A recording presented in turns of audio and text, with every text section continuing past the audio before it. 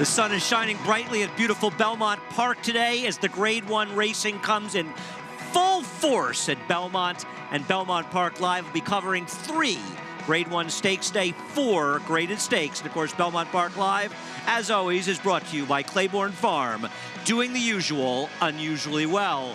Andy Serling at Belmont Park, joined by former Major League Baseball player, and I know him as my partner on Belmont Park Live, Paul LaDuca. What a day today, Paul, huh? Yeah, we've got a great day, especially after all the rain we've been getting out here in Elmont. We finally got a beautiful day, great crowd on hand, and like you said, some great racing. Nah, really looking forward to seeing it. Of course, the New York bred Diversify, way the one to beat. That's the Jockey Club Gold Cup. But we'll start right out in the Grade 1 action. One of the favorites in the win, you're in race, the Breeders' Cup. Favorites, the Breeders' Cup Sprint, Imperial Hint. We saw him strut his stuff up in Saratoga. The Joe Hirsch Turf Classic, a Grade 1, mile and a half in the Widener Turf Cup. The Pilgrim for the 2-year-olds. And then, of course, the Jockey Club Gold Cup. I want to remind people, you want to sign up for Naira Bets. You could bet Belmont Park, 200 racetracks nationwide. Use Belmont Live and sign up. Bet 200, get 200. Visit NairaBets.com for much more information. And of course, you'll want to be a member of Naira Bets to play that Naira Bets Late Pick 5, which is going to kick off right away in the Vosburgh. The Grade 1, we're bringing that post parade on a slight delay. Paul, the one, a long shot, Sight for Sore Eyes for Luch Racing, Anthony Cordarolo and David Cohen. Yeah, Mr. Luch taking a couple shots today with a couple of long shots. Uno Mas Modelo a little bit later in the Jockey Club Gold Cup, and Sight for Sore Eyes, both big long shots. The number 2, Maniacal, goes out for Mike Maker. 3 Diamonds Farm, looking for their second winner today, and John Velasquez. Has shown speed on the turf. But if you look at this horse's dirt resume, it's not that bad to be 44-1. Off the claim, the number 3, Forge, goes out for Dermot Magnier, Manny Franco. Hot at the claim box, now will get blinkers and needs to improve big time. Mr. Crow, one of the horses in the mix here a little bit. He'll go out for trainer Ben Colebrook and Luis Saez. If he can get back to that 3-year-old form, he could be included. Silver Ride, Brian Lynch, Jose Ortiz. Good win off the bench and a little disappointing. He might be in for a nice little ride today. The heavy 1-9 favorite Imperial Hint goes out. Javier Castellano for Louis Carvajal, won our last yesterday. Yeah, $1.2 million in the bank. Seems like he can bring his B- to C game and still win this race. But they all got to catch the 7. Still crazy. He's still fast off the claim for Ray Handel and Irad Ortiz. Yeah, 2 out of the 8 wins here at Belmont.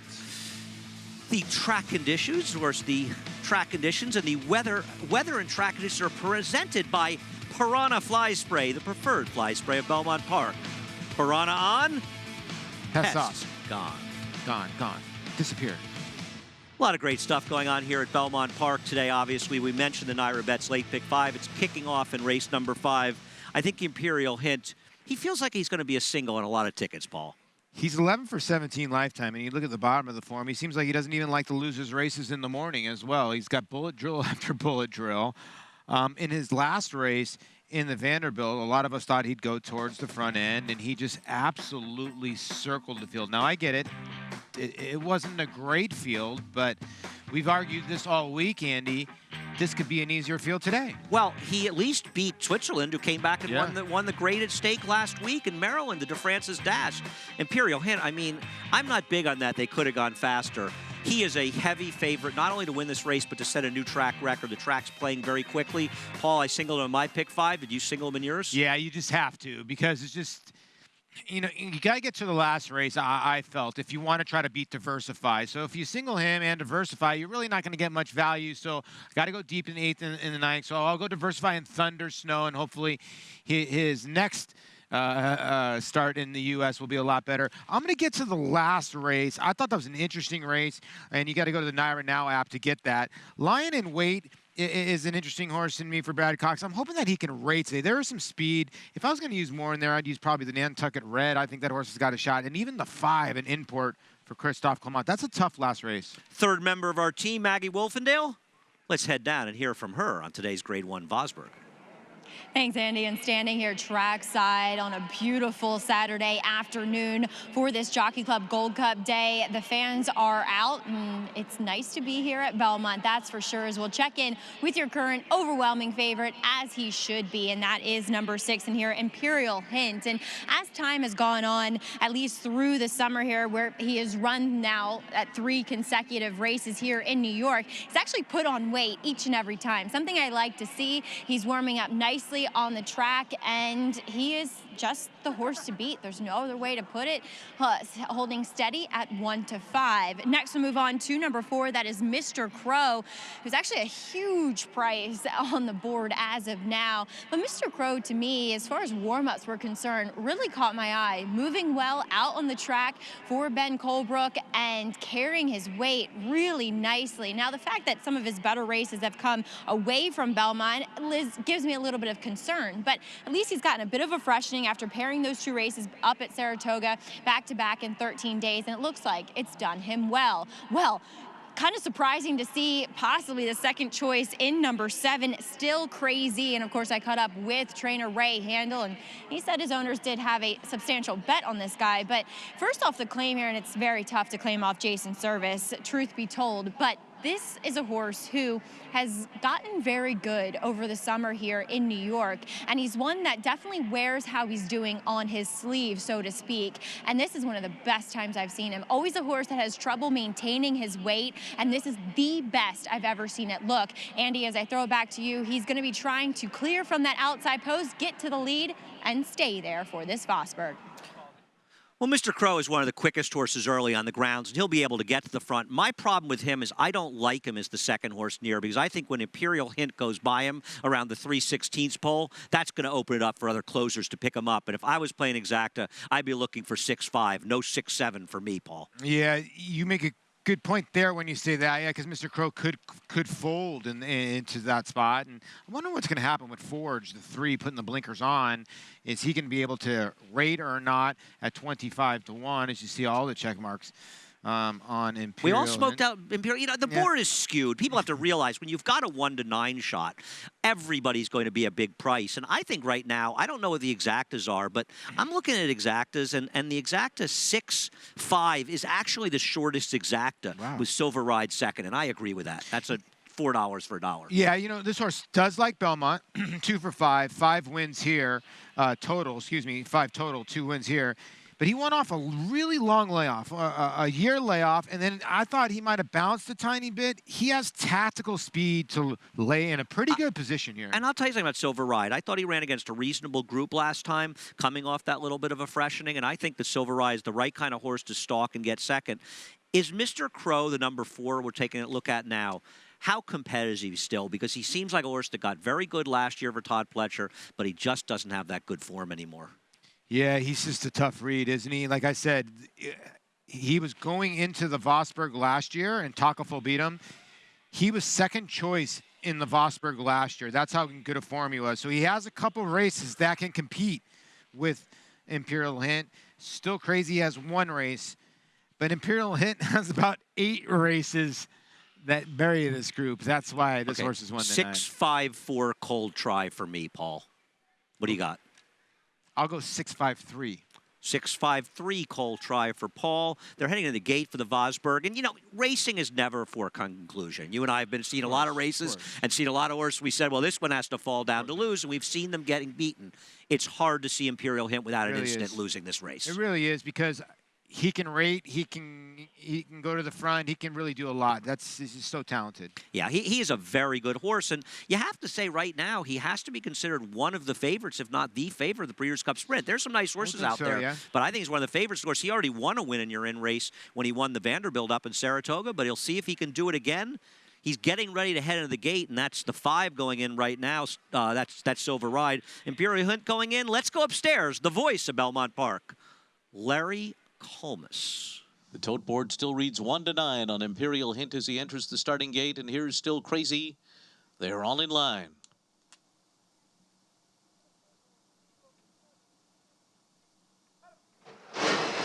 They're off in the Vosburgh. And Forge had the best beginning. Maniacal on the inside, flashing early foot. Mr. Crow is right up there. Imperial Hint is up and on the pace, 2 and 4 deep, moving for the turn. Still Crazy is going up on the outside. Silver Ride is next, and Sight for Sore Eyes at the back of the pack. They make their way into the turn, and Imperial Hint has made the lead. Still Crazy trying to stick with them early through a 22:09 opening quarter mile. Mr. Crow is running in third on the inside. Silver Ride is fourth. Forge between horses. Then Maniacal on the inside. And Sight for Sore Eyes at the back of the pack. Imperial Hint carries his speed around the far turn, and he's getting away to a 2-length lead here.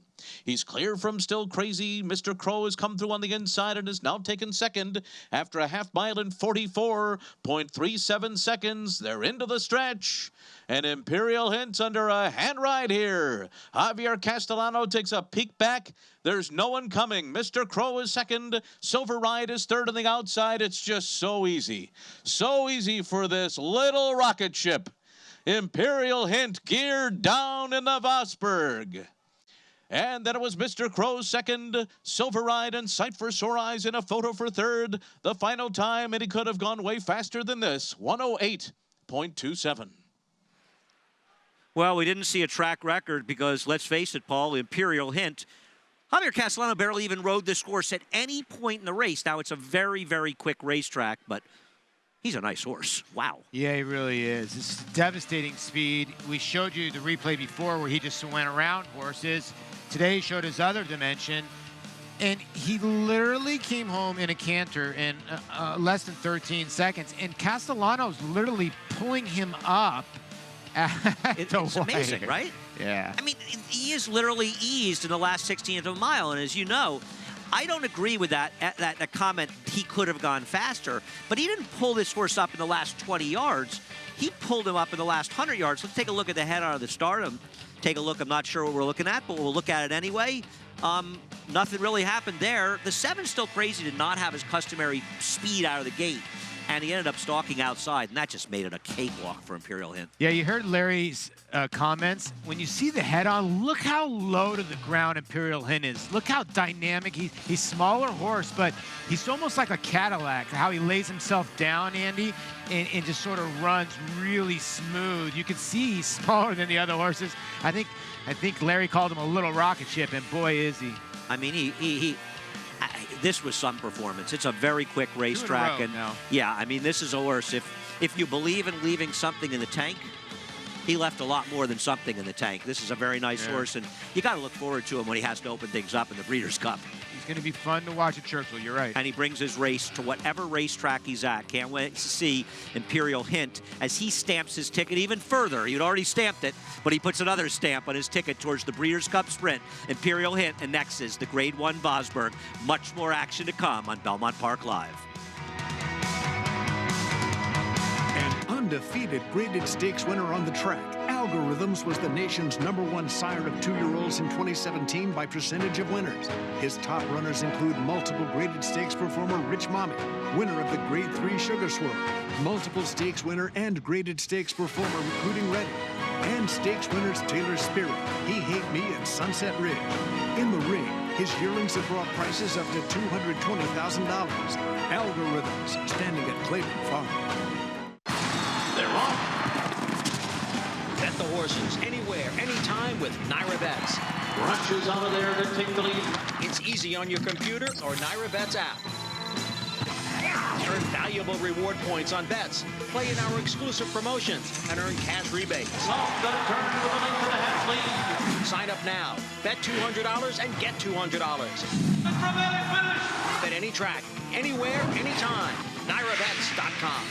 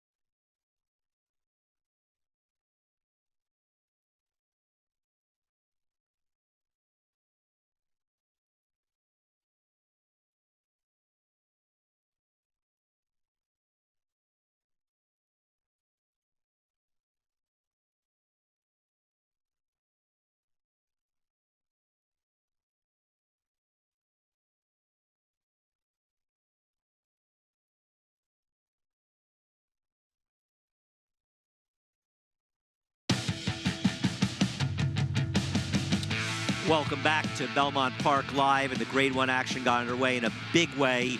He looked good on paper. I think he looked better on the racetrack as Javier Castellano leads Imperial Hint into the winner's circle for the Grade 1 Vosburgh. Yeah, and somewhere Kristen Mulhall is smiling.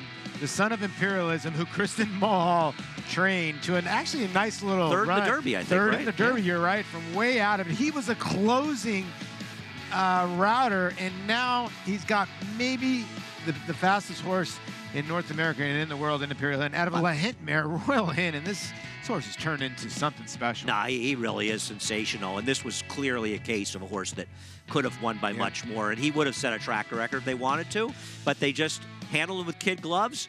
Louis Carvajal, we saw him in yesterday's last race. We see him in today's first race, at least on Belmont Park Live. Maggie Wolfendale is standing by. Thanks, guys. And here with Louis Carvajal, well, we're getting pretty familiar with each other here in the winner's circle, Louis. Just hands and heels. In fact, eased up at the line. Yeah, I was, this is the way I needed to win for be 1-9 or 1-5. I'm just happy and very, very amazed that this little horse has been running. And also, I'm sure relieved, but Javier Castellano kind of citing, at least out in the racetrack, leaving some left in the tank for the Breeders' Cup Sprint. Oh, yeah, definitely did that, but I was kind of worried at the end. I think he was holding too much at the end, but it worked out perfectly. And Javier is a professional, so I'm glad that he did it perfectly. And Louis, we talk about this horse's size. Why is he so good? Is it the way he moves? Is it the way he gets over the track? I think his heart. It's all heart, and it just it's all in his blood. I mean, he loves to run. He loves to run. Well, we love to watch him, Louis. Congratulations. You're off to the Breeders' Cup here with Imperial Hint. Thank you very much. I appreciate it. So much fun to watch this little horse, Andy.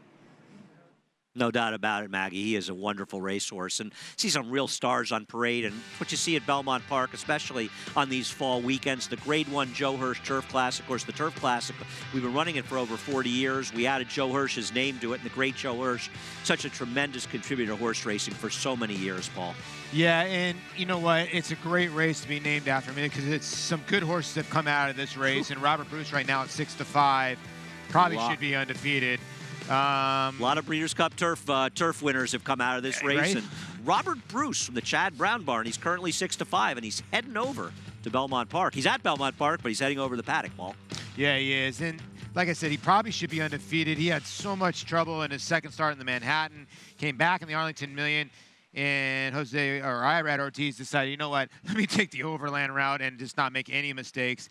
And he got the job done. He's just going to be very dangerous in here. There's some other horses in here that are intriguing. Channel Maker, obviously, and Spring Quality. No, this is a stern test for him. He's got to deal with Saddler's Joy as well. We're coming up to a break, but want to remind people the Grade 1 Joe Hirsch, the Grade 3 Pilgrim, but also the Grade 1 Jockey Club Gold Cup, and they're all going to have to catch this one. This might be the only shot anyone sees of his front end, Paul. Belmont Park Live is going to continue with plenty more action in just a few moments. How do New York breds perform? They win in world-class company. From Grade 1 races in Dubai, where New York-sired New York bred Mind Your Biscuits won the Golden Shaheen for a second time, to Belmont adding to his status as the richest New York bred with a close second in the Met Mile. The Belmont Festival saw 2 more New York breds become millionaires. 4-star Crook in the New York Stakes and world record-setter Disco Partner with a repeat victory in the Jaipur. New York breds, get with the program. His record-breaking accomplishments on the racetrack paved his way here to the Stall of Legends. Now retired to stud, we welcome the dawning of a new era as this esteemed champion hopes to stake his claim to immortality. His blazing speed and striking good looks have been passed down to his remarkable first foals.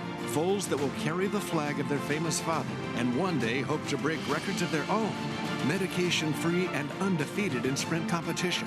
Run happy, standing at Claiborne Farm.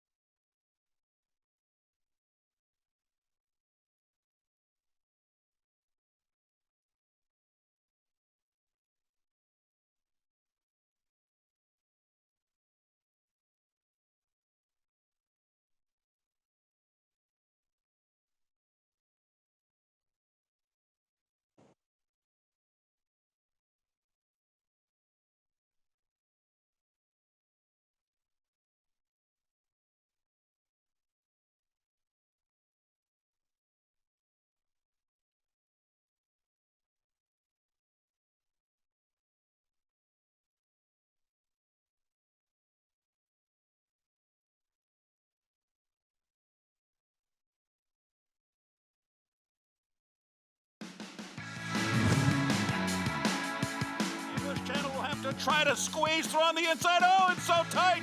Here comes Stream of Gold on the outside. But here comes English Channel with a determined run through on the fence. Stream of Gold there on the outside. And English Channel has just muscled his way to victory in the Joe Hirsch Turf Classic Invitational. Well, English Channel, a terrific racehorse that raced for Todd Fletcher for many years around these parts. He's one of 6 horses that have used the Turf Classic, the Joe Hirsch Turf Classic, to springboard to victory towards the Breeders' Cup Turf, and there have been some great names in there. How about Theatrical and Manila going back to the 80s, Paul? Yeah, and English Channel won his Breeders' Cup Turf over the bog at Monmouth. So if you like a little give in the ground, what you're going to get today, maybe Channel Maker is what you like. And we talked about this a couple days ago. Wow, what a list of names on this list. And Buck's Boy probably my favorite just because in my heart. But yeah, English Channel on that list, and Manila and Theatrical. There's a win you're in, 7 win you're ins between today and next weekend. The 3 we're running today, 2 more that we'll see after the Vosburgh, the Joe Hirsch Turf Classic, and the Jockey Club Gold Cup. Next Saturday, the Champagne and the Frisette, also the Futurity and Flower Bowl. First, that'll be on Sunday, but tremendous races coming up. Plenty great more action. Here's the field. Robert Bruce, 6-5 favorite right now. Spring Quality and Channel Maker vying for second choice, along with Carrick and Saddler's Joy. Yeah, and you know, Robert Bruce we thought would be the favorite. Spring Quality around second choice. Carrick taking a lot of money. The Tom Morley runner who's improving with distance. The 3-year-old gets a little weight against some of his older runners. No question about it. And Carrick is taking a lot of money right now, actually. We'll look at the Arlington Million. We'll get to Carrick in just a moment. But unlike the Manhattan, in this case, Irad Ortiz took over the riding duties. He got him out in the clear, and he went running by. And Almanari ran by as a very talented runner and a Grade 1 winner for Chad Brown as well. Yeah, like I said, Tyler Gaffalione, he just got a little bit of trouble the time before, and then Irad just decided, you know what, I'm going to get aboard and keep this Son of Fast Company just out of trouble, the Chilean bred. And like you said, he's going to be 9 for 9. It's a special kind of animal, and when Chad has horses like that, he usually does not get in their way. And he's won at today's distance of 1.5 miles in his last start in his native country. Let's take a look at the 4, Carrick. And it's interesting. Carrick won the Secretariat at Arlington Park a little over an hour before the Arlington Million, and it came up a much faster race. He beat a very nice horse, Nanalyze That. It was a much faster pace, however, which is why it got a lower speed figure. Carrick is going to take on the big boys and the olders, hoping that distance is the great equalizer. Yeah, that is going to be the great equalizer, right? And it's Tom Morley, got to give him credit. This is a horse that debuted for $40,000, went to a starter allowance, then ran a good third in a Grade 3, and then this result in the Secretariat at 38-1, and the distance was the key, and a little bit of give in the ground as well. That could be good for Donegal Racing, and the Son of Giants Causeway is getting played at the window today. We caught up with his trainer, Tom Morley, a little bit earlier this week, and want to hear his thoughts on running Carrick against older horses. It's not something that I'm afraid of. I mean, look, we've got Mendelssohn and Gronkowski taking on the older horses in the Jockey Club Gold Cup, and I think that the mile and there were 2 options in New York. We run against straight 3-year-olds in the Hill Prince at 1 mile and 1/8, which is a trip that's probably on the shade short for him. And as a Grade 1 winner, we carry a penalty and have to give weight away to the field. As a Grade 1 winning 3-year-old, we actually receive weight from every horse in the field. Going 1.5 miles, and I'm a big believer in weight. They have to give us 5 pounds, the whole field. Well, if we were in Europe, people would say that's a 7-length head start. So, you know, he ran a 2 1/4 faster than Robert Bruce did winning the Arlington Million. If they want to give us a second, if we can run faster than him over the same trip down there and we get 5 pounds, then, you know, I'm hoping my horse fits very well. Well, it doesn't hurt to have John Velasquez in the saddle. It never hurts to have John Velasquez in the saddle, but he's won the Joe Hirsch Turf Classic 5 times. Of course, he rode English Channel, 2 victories. Turk Passer, Kitten's Joy, Point of Entry. Talk about names, Paul. Yeah, Point of Entry. We're starting to see a lot of his babies starting to run. Now we still see English Channels and Kitten's Joy. Turk Passer. Wow, some good names. And again, the most stoic pitcher of all the jockeys out there. Speaking English Channel, his son, Channel Maker, is really coming into his own, and Channel Maker has really been improving. Now, he got a dead heat on a very boggy course at Saratoga, the Bowling Green. The horse he dead heated with was an upset winner of the next race in the Sword Dancer, and we saw Channel Maker try to chase him around the track, but he could never catch him. Listen, Glorious Empire just got away with... Julian Leperoux stole the race. This was a speed-favoring racetrack. And Channel Maker tried his absolute heart out to get to the lone speed that day. Glorious Empire was a huge long shot. I don't know what to do with Channel Maker. He carries his head so high, but it looks like he loves to go a little bit farther, loves a little give in the ground, sort of like his daddy. So I think he's a horse you can't dismiss. He's going to be the second choice in all likelihood by post time. This is a race that after Robert Bruce, a lot of horses taking a similar amount of play. We'll see if it plays out.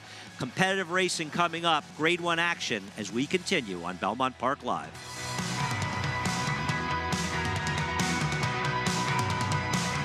Switches back to the outside. Exaggerator down to the 16th pole, but Exaggerator has turned the tables. He has won the Preakness. Nice has won the Travers over American Flag. Irish War Cry has won the Wood Memorial. Alice. Good Magic's gonna win his first race, and he's gonna do it in the Breeders' Cup Juvenile.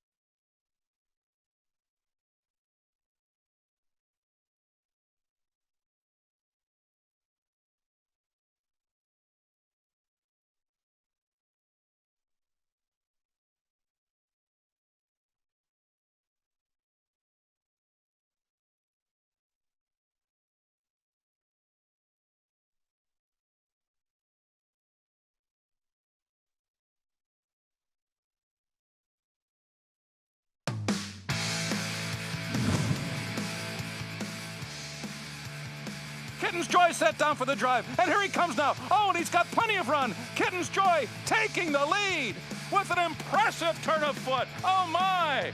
Kitten's Joy just blowing Magistretti away in Tycoon. Oh, this is a very good 3-year-old. Kitten's Joy wins by 3 emphatic lengths.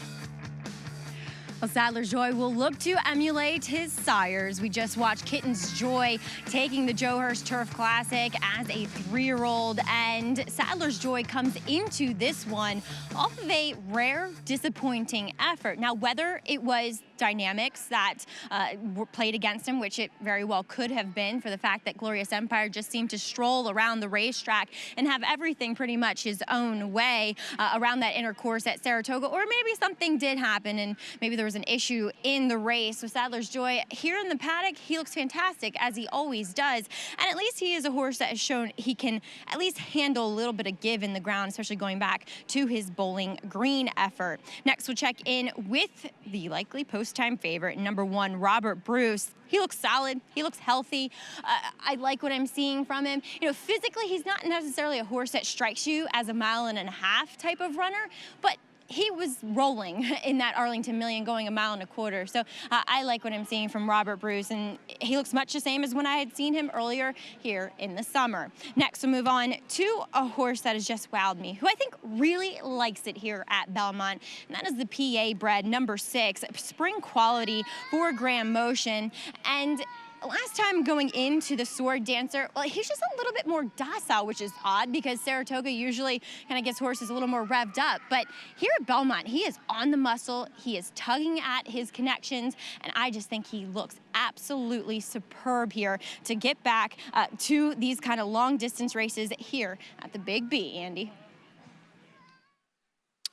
Thanks a lot, Maggie. Well, good to see they're all looking good in the pack. This is such a terrific field. Now, honestly, I think when you look at this race and, you know, talking about it, I think it's a good segue towards the Manhattan, where you saw 3 horses hitting the wire together. One of them, High Happy, that scratched from here, but you saw Sadler's Joys just getting run down by Spring Quality.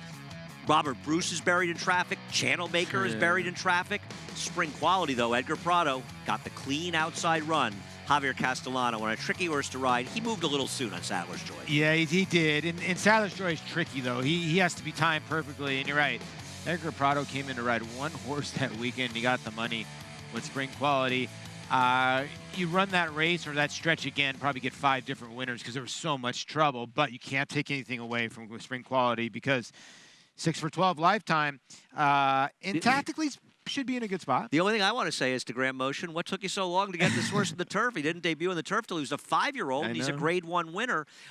He also was the only horse that really effectively passed horses last time in the Sword Dancer.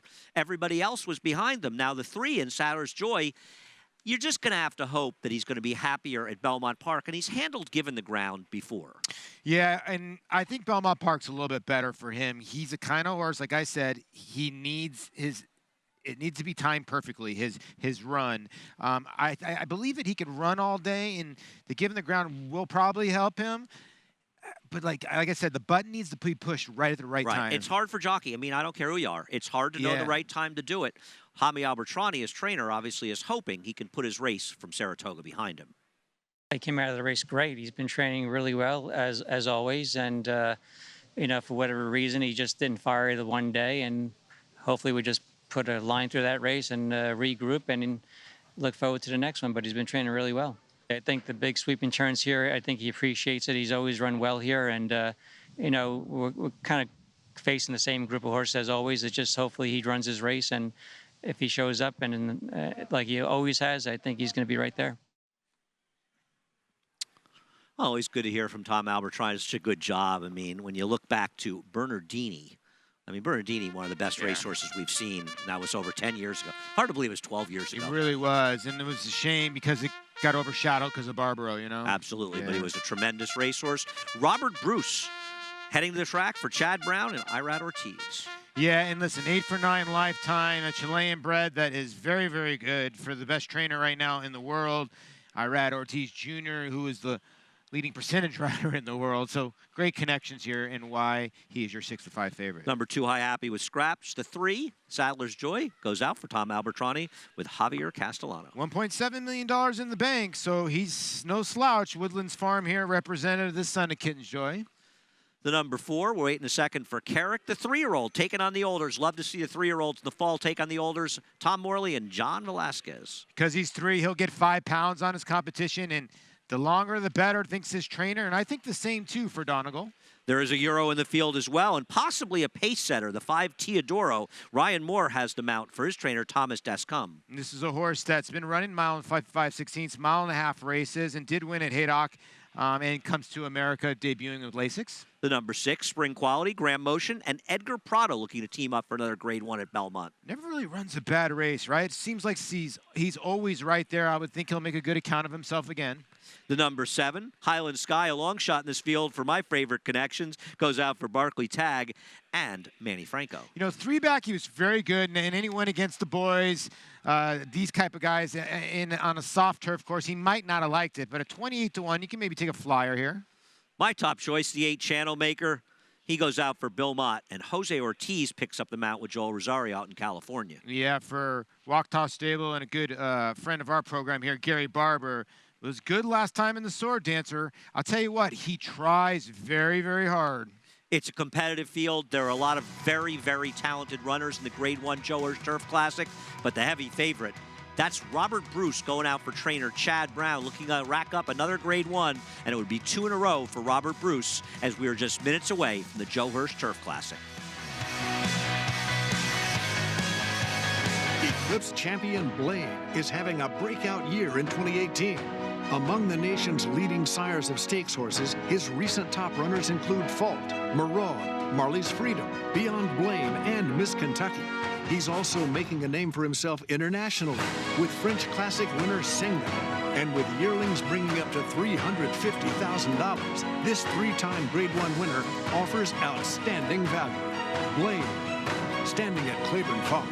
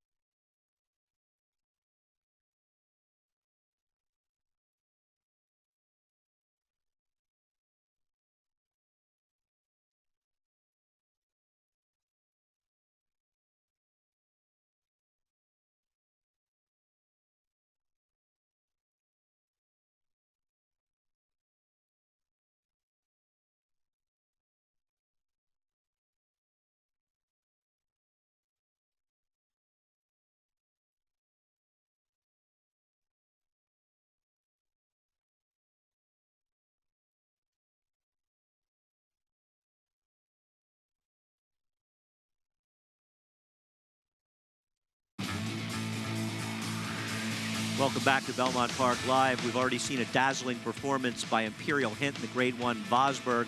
We've got 3 more to go and want to remind people no better way to play the races than to play through NYRA-Bets. Head on over to NYRABets.com, use Belmont Live and sign up. Bet 200, get 200. Once again, that promo code is Belmont Live, NYRABets.com. There he is, the favorite, the one, Robert Bruce, Paul. Well, he's a handsome fella, isn't he? He looks good on the racetrack. It's hard for me to look at anyone but you, Paul, so yeah, I can't tell. There's his resume. Listen, 8 for 9 lifetime. Probably should be 9 for 9 without trouble. 5-time Grade 1 winner. A couple of those, 3 of those over in his native land of Chile.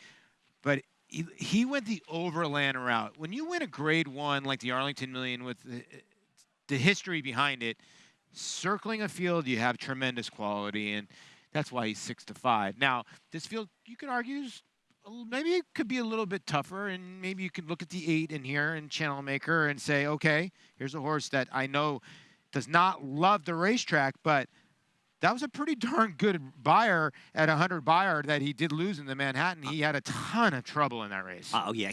I honestly believe, and I bet him, but I honestly believe he would have won that race if Jose Ortiz had more confidence in him. It's almost like he just was surprised he had horse. And I've been a fan of this horse for a while because he got a dead rail trip in the Turf Classic at Churchill. As a lot of people may know, the rail gets bad and deep when it rains hard at Churchill Downs. He was mired down there, and he really ran when he got off it late. And Bill Mott has shown incredible confidence confidence in this horse. I mean, look at the way he's been running him only in grade ones, shipping him all around the country. And to me, when a trainer like Belmont shows that kind of confidence, it says something about a horse, and I think he's been proven right. And he is the likeliest upsetter of the favorite. I agree. And I think he's better over a yielding or a soft turf course. His Bowling Green was very good. The race in the Turf Classic, he got in a ton of trouble. Yoshida, obviously, we know how good he is. We know how good Beach Patrol was at the time. His races at Santa Anita and the Kilroy, it's hard to make up that kind of ground at Santa Anita and Gulfstream Park, because those are hard turf courses. He likes a little bit of give in the ground. Well, Maggie Wolfendale's been reunited with her best friend. Let's head out to her on the racetrack. That's right. Here with my boy Jaeger, Andy, as we'll talk about the foreign invader, and that's Teodoro in here, ridden by Ryan Moore, trained by Tom Dascom. We'll get Lasix for the first time, and actually, you could watch this horse's dirt breeze, in which he won 1 minute and 2. I mean, arguably, this isn't his surface, and he was pretty impressive in doing so. He just motored along on this Belmont main track. He's going to be the likely pace setter here. I actually had dinner with the owners in Lawrence Bellman and Caroline Ingram last night, and they weren't thrilled about the ground being soft. I mean, they brought him here for the fact that hoping they could get firmer going than what they usually get over in England, but this horse could be dangerous. Looks as though he's taken to the States quite well, but I'm going to stick with my pick in here. That is going to be Spring Quality. This horse has just done really well since stretching out to these kind of marathon distances on the turf for trainer Graham Motion. I think Spring Quality warmed up beautifully, has presented himself at his A game throughout the preliminaries here for this Joe Hirsch Turf Classic. Andy? Thanks so much, Maggie. It's a competitive race, but Paul, you and Maggie agree on Spring Quality. Well, I'm just going to take another flyer that this horse likes in Belmont. And the race at the Sword Dancer didn't get really much to run into. And he seems like he's the type of horse that always puts himself in a position to win. When he won the Manhattan, he was way, way back. And that was probably the best thing that could happen, because everybody got bunched up and he just went around everybody. But if you look at his other races, he's pretty tactical. And I would think he's not going to lay too far off the pace in here at all. Oh, no, I don't think he'll be that far out of it either. I mean, it is a very murky pace, especially to scratch a high happy. The European could go in here. You have to think Teodoro could go. I also think that Jose Ortiz may be aggressive with Channel Maker. True. I think that he and Belmont may have talked about this. And I just get the feeling he's been running well and he's been closer up. They're heading in the gate. There's 2 horses left to load as, of course, Spring Quality goes into the gate. Larry Colmus, he'll take it away with the call at Belmont Park. And the last one to come up to the starting gate here is Channel Maker, who will complete the line. Walks right in. They're all in line and ready for a start. They're off in the Joe Hirsch Turf Classic. Teodoro did not have a very good beginning and is at the back of the pack. There goes Channel Maker on the outside of Carrick and Robert Bruce for the early lead. And then comes Spring Quality. Teodoro's going up on the outside. And then Sadler's Joy and the trailer's Highland Sky. So it's Channel Maker in front. And Teodoro is now moving up on the outside, up into second position as they head past this opening quarter mile in 25.05 seconds. Then the 3-year-old Carrick in third, racing 2 lengths off the lead, clear of Spring Quality, who's racing on the outside of Robert Bruce. Highland Sky drafts in behind them with a ground-saving run there for Sadler's Joy, who is 8 lengths behind Channel Maker, who's prompted along by Teodoro around the clubhouse turn. And these two are clear 3 from Carrick in third. It's 2.5 lengths more, and they're followed by Spring Quality and Robert Bruce, who's saving all the ground here. The Arlington Million winner is 6 lengths off the lead, heading to the backstretch, clear of Sadler's Joy and Highland Sky. 50.52 was the half mile. So they're on to this long backstretch run here at Belmont Park, and Channel Maker continues to be prompted along by Teodoro. The two of them are a neck apart. They've got 3.5 on Carrick, who's comfortably placed third by another 2. And then comes Spring Quality on the outside of an unhurried Robert Bruce. Robert Bruce and Irad Ortiz Jr. 7 lengths off the lead and continuing to be right against the hedge. Sadler's Joy is next, and then comes Highland Sky. Teodoro draws up alongside of Channel Maker. The two of them are right together through 3/4 in 1:16.31 seconds, and they kick on now. Channel Maker maintains a neck lead. Teodoro on the outside second, now by 5.5 lengths. And then Carrick, who's given his cue by John Velasquez and passed by Robert Bruce.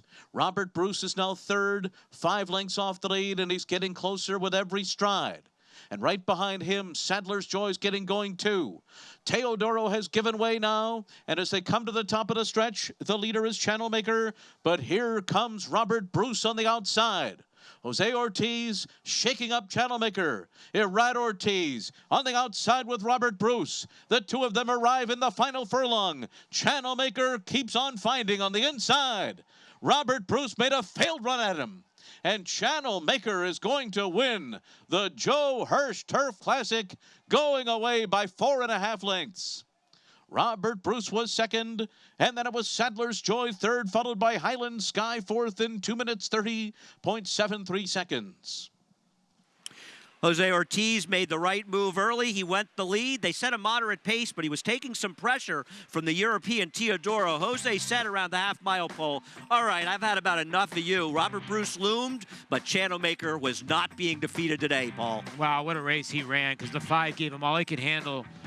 And then the 1 loomed up Robert Bruce and looked 1-5 about right here. And, you know, the Ortiz brothers, they don't get very excited, but he got his redemption from the ride in the Manhattan.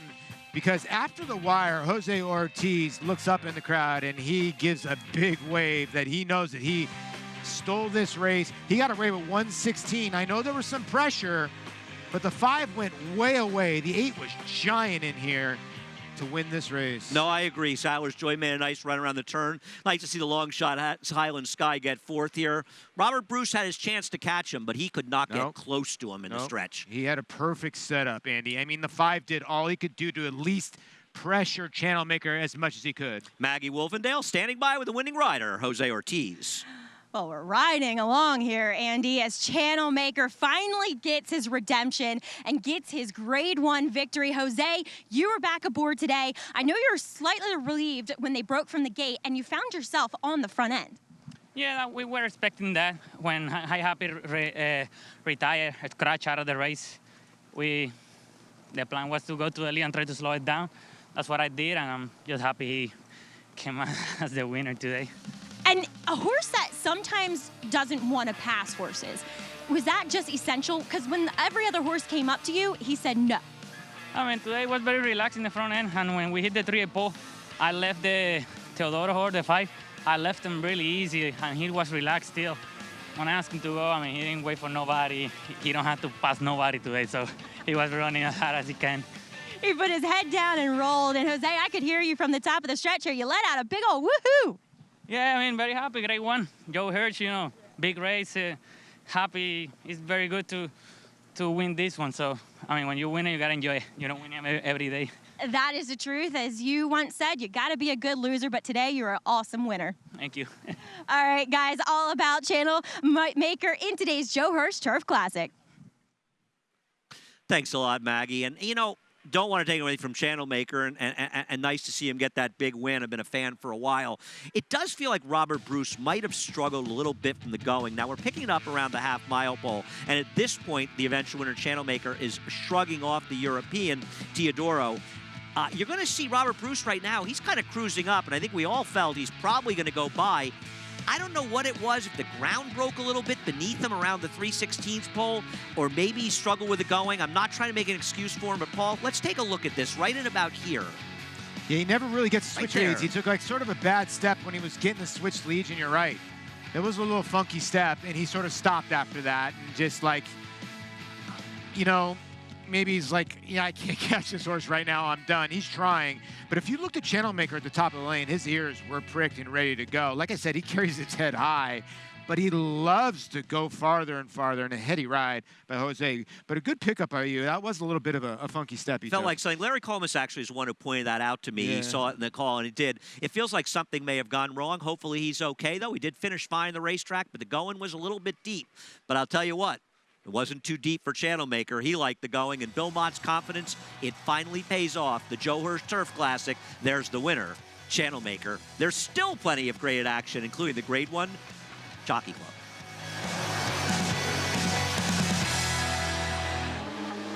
Grade 1 winner Data Link by world-renowned sire Warthrop. Data Link scored in the prestigious Grade 1 Makers 46 mile at Keeneland, then set a new course record in the Grade 2 Monmouth Stakes. His runners include stakes winner Star Doza, along with a growing list of talented young runners. At public auction, his yearlings have sold up to $200,000. Data Link, standing at Claiborne Park.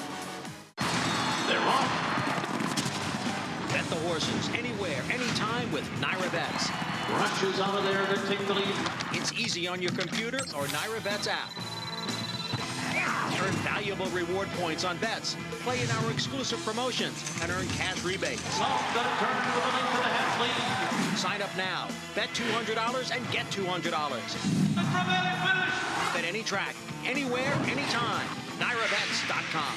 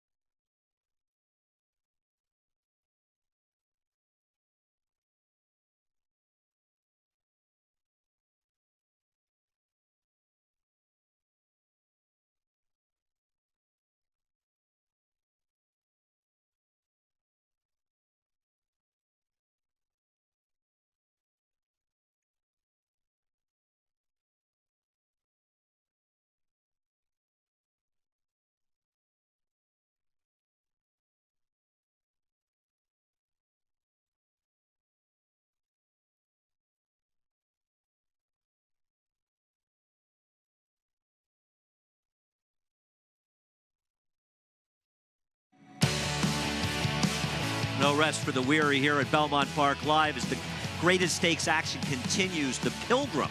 These 2-year-old colts are kind of trying to make their way to the Breeders' Cup Juvenile Turf. And Opry, he's heading over from the barn to the Belmont Paddock as well. And he's a likely favorite for the Pilgrim, Paul. Yeah, he was giant and with anticipation after a third-place finish on the main track, a race that got taken off the turf. And he got left in the gate and won in nice fashion. And he's probably going to be the one to beat. Yeah, he feels like the one to beat, but the horses are in the winner's circle. Channel Maker and his connections, of course, got to be very happy with a win like that. Yeah. The Grade 1, Joe Hirsch. And I'll tell you something, he's on the improve. And now, I don't know what Europeans are coming for the Breeders' Cup, but why isn't he in the conversation for the Breeders' Cup among at least the American horses? No, I'm with you. And here's the son of English Channel. We keep telling you, English Channel's best day was over a boggy turf course.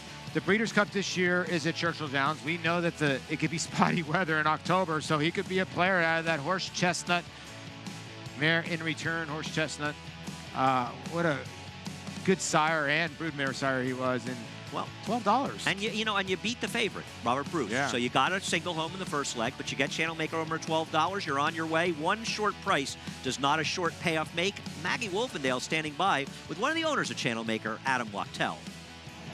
That's right, Andy. And Channel Maker Adam, a horse that has been knocking on the door, dead heated back in the Bowling Green, just couldn't quite get to Glorious Empire. How good does this win feel? It feels great. We've always had a lot of confidence that he was a Grade 1 type.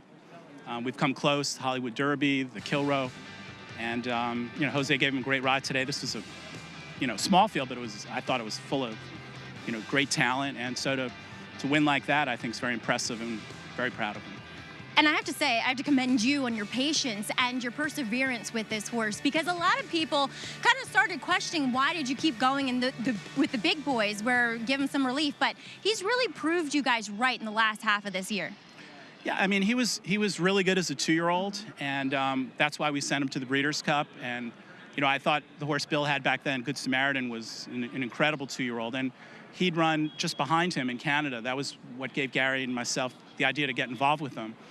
So, 3-year-old year, we had some great races. Again, the Hollywood Derby, he was a great second. So we knew the talent was always there, and it was just a matter of he was always getting into trouble, bad trip after bad trip. And finally, we changed up tactics a few races ago in the Bowling Green and got him a little more forwardly placed. And he's a big horse, so keep out of trouble that way gives you a chance. And so the last 3 races, he's been closer today on the lead, and I think it makes a big difference for him. Pumped to have a legitimate shot now that this is a win you're in the Breeders' Cup turf? Yeah, no, I think he certainly fits. I've paid careful attention to this division. Obviously, we don't know what European horses are going to show up, but I think in North America, he's certainly stamped himself as one of the best of them. And you know, Gary and I won the Breeders' Cup Mile a couple of years ago with Tourist, and so this would be really something special if he could, you know, have a good showing in the Breeders' Cup Turf. So you know, he's doing tremendous. I think you saw him in the paddock. I mean, he was all dappled out, and Bill told us he was training just incredible, and he showed it today. So hopefully we can keep him going and have another good performance in the Breeders' Cup. Well, Adam, he certainly stamped himself as the leader of the division here, at least in the States. Best of luck with him, and enjoy this win in the Joe Hirsch Turf Classic. Thank you very much. Appreciate it. All right, Andy. Thanks a lot, Maggie. And, of course, I've known Adam Wachtel around the racetrack for a long time. His father, Eddie Wachtel, very much involved in the game and raced the terrific sprinter stalwart member. Wow. Yeah, Howie Tesher trained him.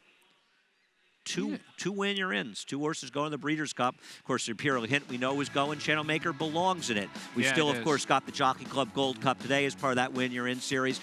And we know, of course, where Diversify is probably going anyway. We've got 4 more next weekend.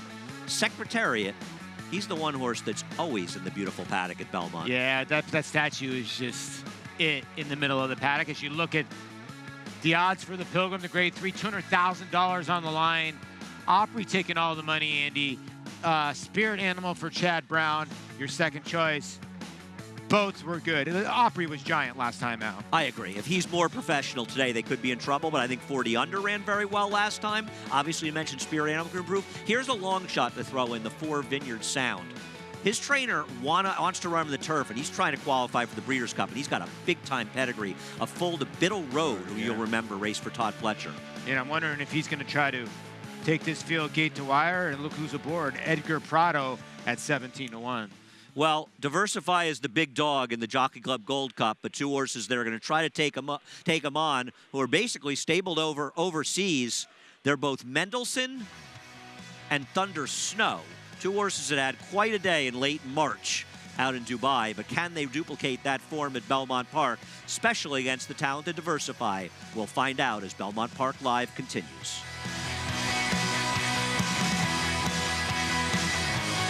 This successful son of AP Indy has sired 6 millionaires, including Eclipse champion West Coast, a multiple Grade 1 winner and runner-up in the $16 million Pegasus World Cup. This year, Flatter is adding even more stakes winners to his outstanding record at stud. In the auction ring, Flatter topped the 2018 Fasig-Tipton July Seal with a $520,000 yearly. Success on the track, success in the ring. Flatter standing at Claiborne Farm. They're off. Bet the horses anywhere, anytime with Naira Bets. Rushes out of there to take the lead. It's easy on your computer or Naira Bets app. Earn valuable reward points on bets. Play in our exclusive promotions and earn cash rebates. Sign up now. Bet $200 and get $200. Bet any track, anywhere, anytime. NairaBets.com.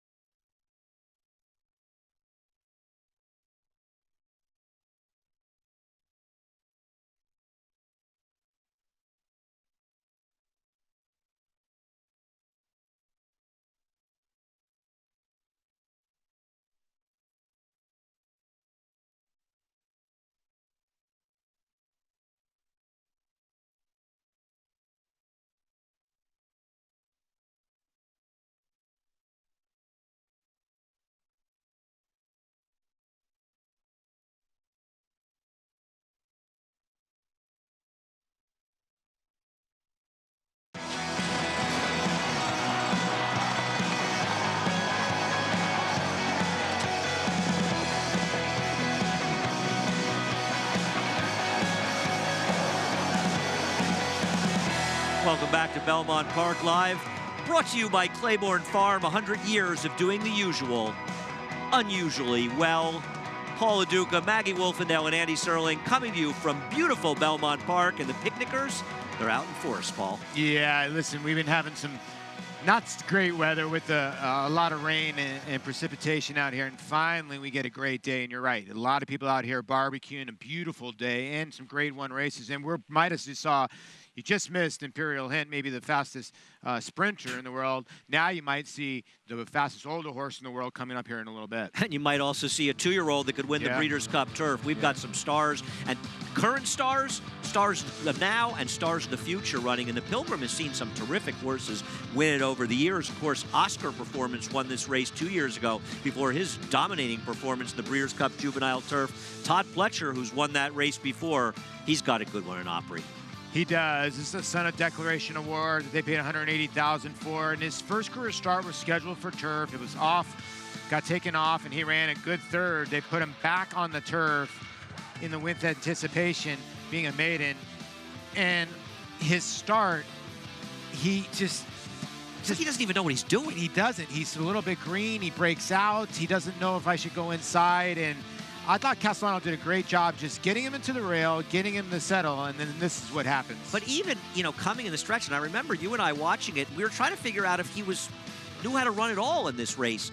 But I tell you what, once they started running the stretch and he got out in the clear, whew, he just blew by him. Yeah, you know what it was? When he hit him, wow, he took off right there again. Every time he keeps hitting him right-handed, he's just exploding. And you're right, that stride's getting longer, so they got to be excited about this youngster. And again, by a young sire, Declaration of War, who is a son of Warfront. Yeah, absolutely. Warfront, right. It's amazing. Right. He's been such a terrific sire, and he's already got a nice being as a sire of sire. And it's interesting with Todd Pletcher and Chad Brown. Reverse roles here. Chad Brown has maybe the second choice in here in Spirit Animal, but Todd Pletcher's got the favorite in Opry, and Opry handled some like it Hot Brown last time. He beat him like a drum. Yeah, you know, some like it Hot Brown. The race before that was a race that it was supposed to be at a mile and 16th. They got put at a mile and 1/8, and then they went with Anticipation. But I'm with you. I was at no point. Something like it Brown was supposed to win that race from the position, and Opry just went right by. You know. I agree. Now I don't see how he beats Opry today unless he loves the going and Opry doesn't like the going. Which is always a possibility. The 9 Spirit Animal. I thought you made a good point about him yesterday when we talked about this race, Paul. It's a horse that Javier Castellano rode to be in the race last time and had to be aggressive with him.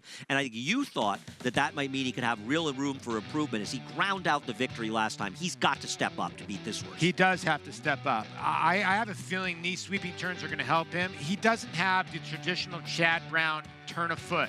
He's a grinding type horse. Just watching him run, you can tell. I wouldn't be surprised if Javier tries to get him even more involved or lay very closely, because he's the type of horse that's just going to want to be on the front end. I think he can deal with other horses around him. He's got a little toughness to him, and I think he can be able to grind it out. Longer, a little bit better, but, you know, listen, a mile and 16th, and I think these turns will help him. We saw a very, very promising 2-year-old make his debut earlier in the card named U.S. Navy Cross. He's sired by Curlin. Curlin is currently standing at Hillendale, and the Paddock Report is brought to you by Hillendale Farm as we head down to Maggie Wolfendale. Great segue there, Andy, as we'll check in with some horses, well, other than the ones you guys have talked about, and they're the main contenders in Spirit Animal, Some Like It Hot Brown, and obviously Opry. But I'm very intrigued by the gray son of Uncle Mo in here. That's 40 under, a horse that I liked going back to his maiden score and switching to the turf for Jeremiah Engelhardt.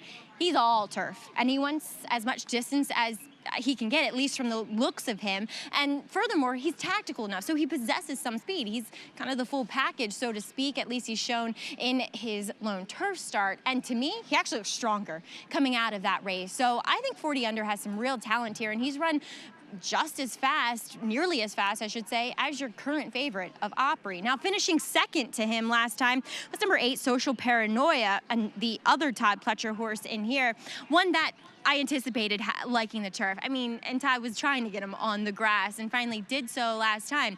He has a massive turf hoof, and this is by far the most fit, the most athletic. His coat looks so hydrated. This is the best I've seen Social Paranoia look here, and I don't blame Connections for taking a shot with him here as well. Moving on to number 4, Vineyard Sound, getting on the turf for the first time. He is one in which was reined off, showed some speed for Mike Dilger. He didn't give that impression in the paddock because he's so quiet. I mean, he just kind of walks around with his head low and doesn't really make a noise or any movement. And it's the same thing here today. He looks fit, but I'm excited to see him getting on the turf. He's a son of Stormy Atlantic. I love his progeny on the green. And furthermore, there's some decent turf horses on the dam side as well. So maybe Vineyard Sound has an outsider's chance here in the Pilgrim, Andy. Well, I agree with Maggie. I thought Vineyard Sound was an interesting long shot here. And quickly on Vineyard Sound, if you want to be sure to get into that Breeders' Cup juvenile turf race, you better run first or second in a race like the Pilgrim. And Vineyard Sound got rained off the turf like so many horses in Saratoga, all the rain we had up there. And his trainer, clearly Mike Dilger, must think highly of him because he's thinking, I got to get in that Breeders' Cup. I'm taking a shot. I'm not running against maidens. I'm running the stake. And that's something that Opry did actually last time out. We saw Chad Brown do it with the horses running tomorrow, the Mills Grillo, when she broke her maiden stake in Saratoga. Yeah, and Saratoga allows you to do that, right? The training track has a turf course. A lot of jurisdictions or a lot of places won't even let you work your 2-year-olds over the turf. So he had this horse down at Saratoga, and he got 3 works over the training track turf course. So at 18-1, maybe a horse that's going to try to take this field gate to wire. He's definitely a horse that, based on his dirt race, would have speed. Now, we saw Social Paranoia finish behind 40 Under last time in a race that came up reasonably quick. I thought 40 Under ran a much better race. He attacked the leader who finished third. He did the dirty work going by that horse. Social Paranoia was picking up the pieces for second. That doesn't mean that couldn't be different today and they couldn't improve, but this race came up fast enough. I think both these horses are far from impossible, Paul. Yeah, look at the 7. The 7 is Social Paranoia. He sort of just runs high need, and I'm with you. He picked up the pieces. He's moving fast. I get it, but it's the same movie each time. He just sort of was floundering, and then sort of picked it up towards the end. I love these 2-year-old turf stakes. I just feel like it's such a look into the future. I mean, we saw Lady Eli win the Miss Grillo a few years ago. We've seen some terrific horses. Oscar Performance, right now one of the top turf milers in the country, and you just never know. And I love that about the 2-year-old races, and I know you agree, because it's all about the future. And in this race, we're going to see some horses come out of this race that can run. Yes, and Chad Brown has had such great success when it comes to the Breeders' Cup and the 2-year-old races. When it comes to the Breeders' Cup, when a lot of the turf races get dominated by the Europeans, Chad has sort of taken that back. He's changed that. Seems like less Euros have come for some of our races because they're almost afraid of the Chad Brown horses. I don't blame him. He has been dominant, though obviously his favorite in the last race did finish second. May have had trouble with it going. OCD Pellets. Post Parade is brought to you by OCD Pellets. Build stronger bone with their 2-in-1 Bone and Joint supplement. For more information, visit OCDPellets.com. The one horse in this race, that's Rhythm with Soul, broke his maiden first time out for John Kimmel and Luis Saez. He came from way out of it, and Son of Munning is now going to try to go a distance of ground, but I tell you what, he showed a nice kick at 5.5 furlongs. The number 2, 40 Under, mentioned him before, August Dawn Farm, Bill Parcells. Jeremiah Engelhardt trains Manny Franco with the mount. Yeah, not a bad effort last time, all right? Going for 2 turns for the first time. 5-1 today. Number 3, Dashing Dan, 1-2 for Mike Dilger with Channing Hill. Another horse with some speed or some pace. Took a field gate to wire last time. Number 4 horse coming up in just a moment. That's Vineyard Sound. He's going out for Mike Dilger, Edgar Prado. We've talked about this one. This could be a live 17-1 shot here. Heavy 6-5 favorite is the 5 Opry going out for Todd Pletcher, Javier Castellano. Was very good in the with anticipation, coming out of the best race, and Castellano sticks here for Cheyenne Stables. Holy moly, the number 6, David Cohen riding for Guadalupe Preciado. They'll be yelling, holy moly, if this horse crosses the line first. The number 7, Some Like It Hot Brown, will be coming down from that 7-1. Irad Ortiz and Mike Maker. Well, he didn't run that bad out of the maiden win, so 7-1, you're getting your price if you like. The number 8, Social Paranoia. Another one for Todd Pletcher, John Velasquez. We're going to try Blinkers today. The 4 starts has been right there, so maybe Blinkers will get him over the hump. Klarovich Stables, Chad Brown, Jose Ortiz, Spirit Animal. I think it's going to really run well today, and to me, going to be closer to the pace and be able maybe to grind out a victory. Always love seeing those Dogwood Silks as Gary Contessa sends out Pipes, who broke his maiden off the turf in his last start. He's the number 10, rounding out the field. For all you curling hunch plays, like to show your pipes. Summer's over. Can't show them anymore. Summer may be over, but the racing is still hot and heavy. The Grade 3 Pilgrim, as these two-year-olds look to stamp their ticket to the Breeders' Cup Juvenile Turf. And then, of course, the big one, the Grade 1 Jockey Club Gold Cup with the heavy favorite Diversify. Belmont Park Live, it's far from over.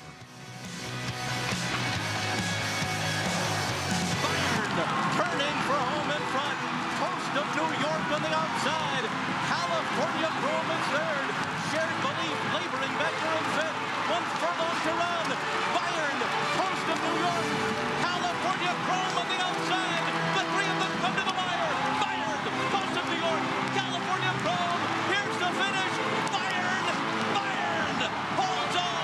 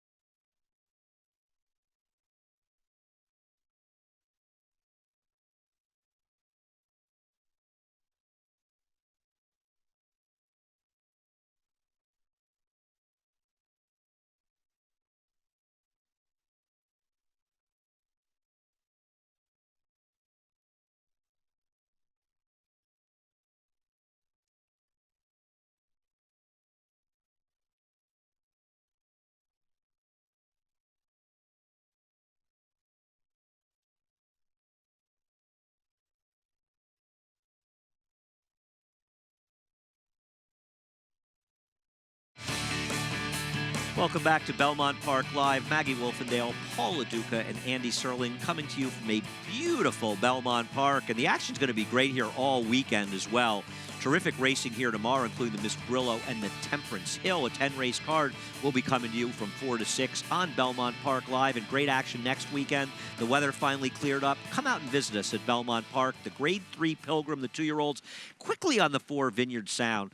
Source a half to 4 horse to try the turf. 3 of them won. In fact, a full to Biddle Road, a very good runner for Todd Pletcher. And this is a long shot to keep an eye on. I'm not saying he's going to be able to win, but I think he's a price horse that's going to give a good account of himself today. Yeah, they paid a good amount for him. $67,000 for a Stormy Atlantic, not bad. And he showed pace from the 1 hole. And he got a lot of fitness out of that race. If you look at it, 7 furlongs going first time out is not ideal what you want. And he ran a good second. He was 15-1 that day. He cut the pace, like it says in the comments. And you're getting a good price today. I would think he's going to cut the pace again today, considering he's coming out of that race, and he could get brave on the front end. Unless he's a completely different horse in the turf, he's going to be in front. He's quick. Maggie Wolfendale has her eye on a couple of horses, like many, that were running their last race. In fact, these two breaking their maidens at Saratoga last time out. Thanks, Andy. And yeah, I mean, I talked about him in the paddock, but 40 under, he got a serious warm-up beneath Manny Franco here. I mean, kind of 2-minute licked over to the backside, and he's a horse that has that tactical pace. I don't think, you know, he's going to get the lead from several of these other horses who are stretching out, as you guys were just talking about with Vineyard Sound. But another horse that warmed up really nice, that I'm interested in as a long shot play, purely from an outsider's perspective, is the rail runner in here for trainer John Kimmel. I think this horse could obviously benefit from getting more ground here, and Rhythm with Soul is a horse that caught my eye in the paddock in his debut, unleashed this monstrous late run to get the job done. We'll see, does he end up being more of a closing sprinter, or does he benefit from more ground? I think he does, and while I wasn't overly enthralled with him in the paddock, he definitely won me over here with Luis Saez aboard, warming him up, just moving really, really nicely, kind of puffed himself up once under tack and under rider. So I think Rhythm with Soul here, Andy, could possess a little bit of an outsider's chance to get a piece of it. Find out what happens. But any way you want to cut it, Paul, they have to beat Opry. And the thing about Opry to me is, obviously he may be a little lazy at times, but he really ran like a horse, like a 2-year-old, making his second start, first time in the grass. He just had no idea what he was doing out there, and that's one of the things you see with 2-year-olds and why so frequently they'll improve. And normally it's a horse that runs 6th that you see sort of act stupid, and you say, I'm going to bet him because he's going to be better next time and more mature, and you're going to see a big improvement. He happens to be a horse that won, but what if he makes that leap forward with even one race? One race can mean so much. This field could be in a heck of a lot of trouble. Yeah, and then add into the horse only had 18 days in between starts. Yeah. So now Todd's had a little bit more time to prepare him. Now basically a month to the date almost. So yeah, he's dangerous. He can't make the same mistake of breaking bad against this field, but if he breaks with the field, he could be a handful. Now the number 9 Spirit Animal, he was, I would say, another horse that needs to sort of improve as he goes along, but why can't he take another step forward? I mean, at least listen, he won. He won, and it's Chad Brown, and I get it. He got nothing out of his first race. He did not want any of the dirt. He got steadied right out of the break. He made a little bit of a move and then just backed up. Thought he got a lot out of it. I love the slower the work, the better. His last work at Saratoga was so slow, it makes me like him even more. So, and at 6-1, you're getting a great price. Yeah, I think he's probably the likeliest upsetter in this race, but I'm scared of 40 under as well. I thought 40 under ran terrific. You know, it's not easy to go after a lone speed that's cruising along, and it's not as though that speed came back in Sky Chief, and thought that was a good race. Yeah, it is, and maybe that horse is the one that's getting undersold here just a tiny bit. Well, they're almost in the gate. Larry Comas with a call of the Grade 3 Pilgrim. The favorite Opry hesitating a bit there, but now going into line at odds of 7-5. And the last one to load will be Pipes in the Dogwood Stable colors. With Jose Lezcano aboard, Pipes will come up to the outside stall and complete the line here. He steps forward, goes in. They're all in line. They're off in the Pilgrim. And taking up just shortly after the start was Vineyard Sound. A slow beginning for Spirit Animal, who's well behind the field. It's going to be Ole Mole, a long shot to go out to lead them early. Opening up to lead by 2 lengths in the initial stages here. Dashing Dan is second. Some Like It Hot Brown goes up on the outside third. Then 40 under, Social Paranoia, and 2.5 to Opry and Pipes. It's 3 lengths more to Rhythm with Soul, and then Vineyard Sound and Spirit Animal is 15 lengths off the lead. The pace is very fast here, 23.97 the opening quarter mile as they head up the backstretch with a 70-1 shot. Ole Mole leading the way. On top over Some Like It Hot Brown by almost 2 lengths. Then it's Dashing Dan third on the inside. Social Paranoia is fourth, just ahead of 40 under. And then Opry and Javier Castellano, the favorite, 7 lengths off the lead at this stage with Pipes on the outside. Then Rhythm with Soul, followed by Vineyard Sound and Spirit Animal still last. 48.84 was the half mile. Ole Mole carries the speed into the far turn, but here comes Some Like It Hot Brown right on by. Social Paranoia too. Opry is there on the outside, now being asked to go though, and slipping through in between horses is Dashing Dan. 40 under is next. Then comes Pipe. Spirit Animal still about 7 lengths behind, starting to put in a mild bid as they come to the top of the stretch. Some Like It Hot Brown off the turn in front. Social Paranoia 2 lengths behind, and then it's 40 under and Opry on the far outside. Coming into the final furlong, Some Like It Hot Brown still there. 40 under now ranges up alongside. And Manny Franco and 40 under have taken the lead in late stretch. And 40 under takes the Pilgrim. Some Like It Hot Brown was second best. Social Paranoia was third. And Opry was fourth.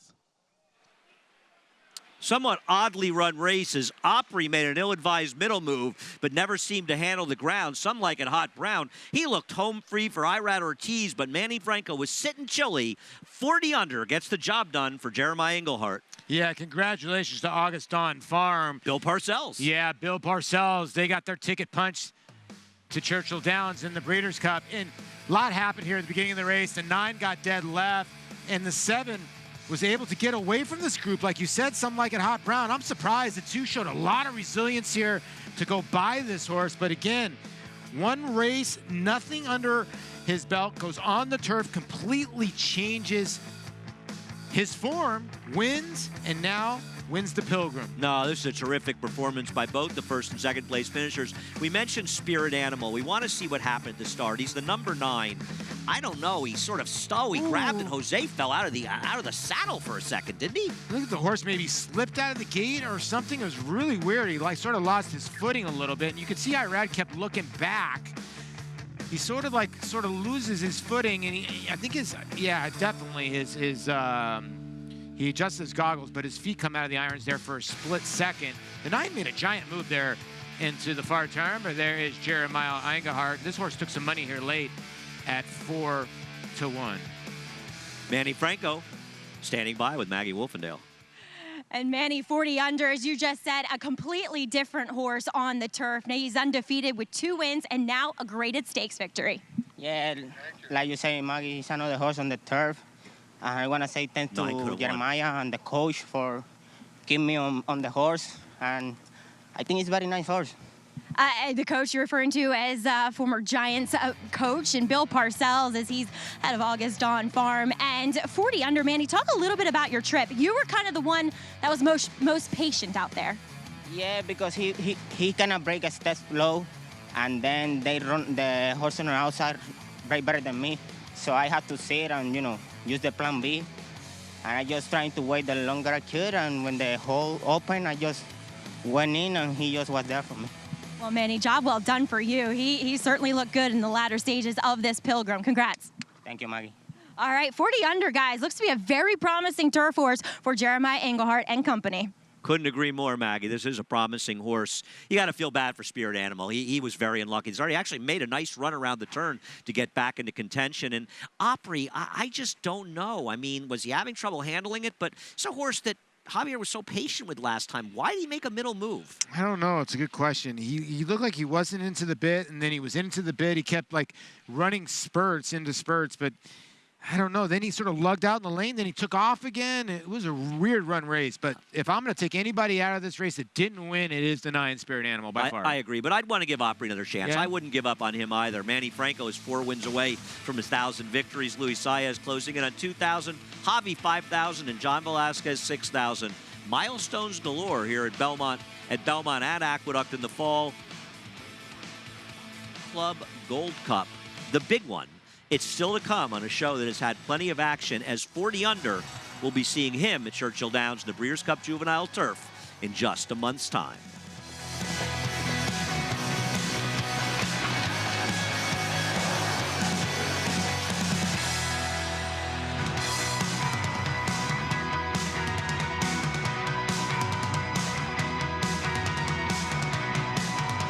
This successful son of AP Indy has sired 6 millionaires, including Eclipse champion West Coast, a multiple Grade 1 winner and runner-up in the $16 million Pegasus World Cup.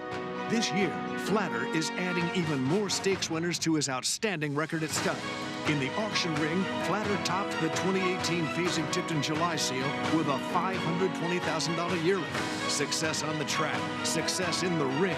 Flatter standing at Claiborne Farm.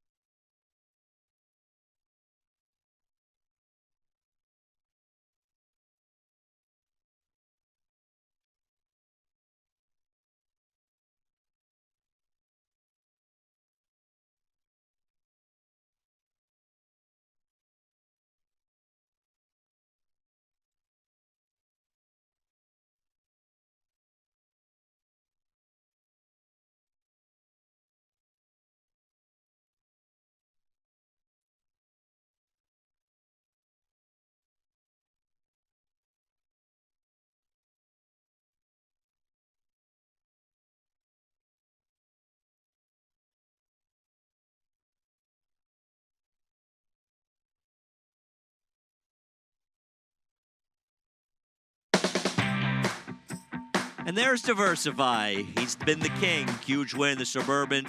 Huge win in our Whitney at Saratoga. He's looking for back-to-back wins in the Jockey Club Gold Cup as he's making his way over to that beautiful, historic paddock at Belmont Park.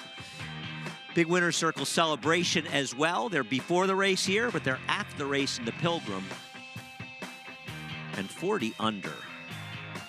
How about 40 under? That was some win by him, but Diversify is walking slowly in the tunnel. There's 40 under. And Jeremiah Englehart, I guess Bill Parcells didn't make the trip, Paul. I know, right? He's probably in Saratoga watching us, hopefully, but 40 under on a gray by Uncle Mo out of the Black Tie Affair there. Argent Affair for August Don Farm. I'm sure we'll see Bill in Louisville. This horse got an interesting pedigree because a lot of people don't realize Black Tie Affair ran some of the fastest numbers ever. By the way, if you singled the favorite in the Vosburgh, you got $4 less for the pick 3 than you did the double. Wow. Nah, not that surprising. A lot of people sitting there. Maggie Wolfendale standing by with Jeremiah Englehart. And here with winning trainer Jeremiah Englehart. Sorry, I was interviewing before the interview here, but we were just talking about how well this horse was doing and how quickly he's maturing. Yeah, from the first race on the dirt. And, you know, I've had a couple people tell me that he was probably more, I think you were one of them, told me he looked more turfy than we thought. But, you know, he after his maiden race, he took the right steps forward into this race. I thought Manny did a great job kind of getting him back off of a little bit of a hot pace. And the horse closed and did well. He's the one I texted you about. Yeah. He was 20-1 when he won. Yes, yeah. And of course, I didn't make anything. So you made your winning trainer's percentage, but training for the coach. I mean, Bill Parcells, and to have success for him, how meaningful is that and how cool? I can't wait to get on the phone after this race and tell him this is what he's in here for, to try to win these type of races. He puts a lot into it. You know, he's out there every day. I'm very excited for him. I can't wait to give him a call, and I'll probably have to delay his trip to Florida now, hopefully. Yeah, exactly. Maya, you're also no stranger to the Breeders' Cup, so obviously a pit stop for the coach. In Kentucky, this horse, I mean, he's a legitimate contender now. Yeah, I think so. I told him before the race, you want to try to plan ahead, and I thought he could be that type of horse just by his gallop out in his first race and kind of what I thought he would do moving forward. So hopefully he comes out of the race okay and we can keep going. So those are always exciting races. So trying to win your second Breeders' Cup. How about that? Yeah, it'd be great. It'd be great. And winning the first one was great, but we're in a special game and it's a special day. So you like to be there. Definitely a surreal feeling, I'm sure. Maya, congratulations though with this Pilgrim win. Thanks, Maggie. All right, guys, 40 under, he delivers here today. Nice to see Jeremiah Englehart doing so well, and he's really progressing as a trainer because, you know, obviously was based at Finger Lakes. His father, Chris, been success for many years. But you see him getting horses like this and winning with 2-year-olds, winning with 2-year-old turf horses, and going towards the Breeders' Cup. Of course, he was put up in the Breeders' Cup with Ria Antonio a number of years ago at Santa Anita. Yeah, he was. Just that follow-along. Yeah, look at that follow-along now. So it's gotten a little bit more interesting considering you beat Pletcher, you beat Chad Brown. That's all, you know, those are names you need to beat. You get Channel Maker to beat Robert Bruce. Still got a long way to go to get a little bit of a payoff because you got to beat a horse named Diversify now. Long way to go for sure. 175,000 in that pool. Diversify, if somebody wants to run with him in this Jockey Club Gold Cup, they better have their running shoes on. I'll tell you a horse that could have run with him. Run Happy. He could have run with him. Diversify is 4-5 right now. Second choice is Mendelssohn. Thunder Snow right now is shorter price than Gronkowski. Surprised? I am surprised, but I think by post time things will change. Claiborne Farm, Run Happy. He is standing in stall 1. There have been some superstars in the past. They stood in stall 1. But Run Happy, he was a superstar in the racetrack. He ran drug-free, put together a winning streak in the King's Bishop, the Phoenix, the Breeders' Cup Sprint in the Malibu. It's the kind of streak you might not see again, if not for a long time. He was a runner, and he's looking beautiful in the paddock at Claiborne Farm. You make a pretty good point there. A lot of people don't want to come out to the Malibu and face the California sprinters. He did it all. And he buried them all. Yeah, I know. He was some kind of racehorse. So's Diversify. Terrific racehorse as well. He's going to strut his stuff in a place where he has run some big races. He'll play Come and Catch Me. Belmont Park Live is going to continue, but the big one's still standing in front of us. That's the 100th running of the Jockey Club Gold Cup. His record-breaking accomplishments on the racetrack paved his way here to the Stall of Legends. Now retired to stud, we welcome the dawning of a new era as this esteemed champion hopes to stake his claim to immortality. His blazing speed and striking good looks have been passed down to his remarkable first foals. Foals that will carry the flag of their famous father and one day hope to break records of their own. Medication-free and undefeated in sprint competition. Run happy, standing at Claiborne Farm.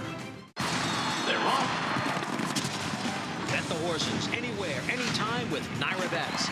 Rushes out of there to take the lead. It's easy on your computer or Naira Bets app. Earn valuable reward points on bets. Play in our exclusive promotions and earn cash rebates. Sign up now. Bet $200 and get $200. Bet any track, anywhere, anytime. NairaBets.com.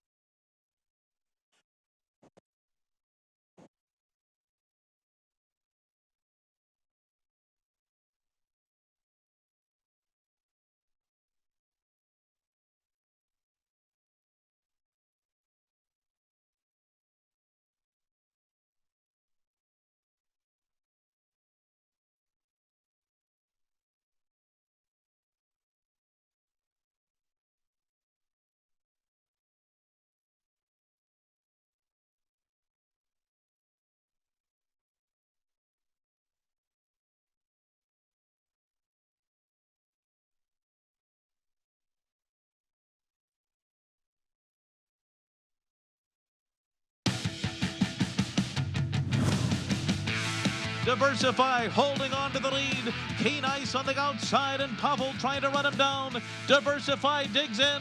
Keen Ice on the outside and Pavel can't get him. Diversify has won the Jockey Club Gold Cup. Tell you something, when Diversify won last year's Jockey Club Gold Cup, he beat Pavel and Keen Ice. I'm not sure he's meeting any tougher rivals today, Paul. Yeah, you're right? I mean, Pavel's turned out to be okay. Keen Ice, we know he beat American Pharaoh, and so who's he facing in here? He's facing a talented Thunder Snow. We know that. We just don't know what we're going to get here in North America. He is 7 for 19 lifetime, and yes, that is correct. He's got $8 million in the bank because he won the Dubai World Cup.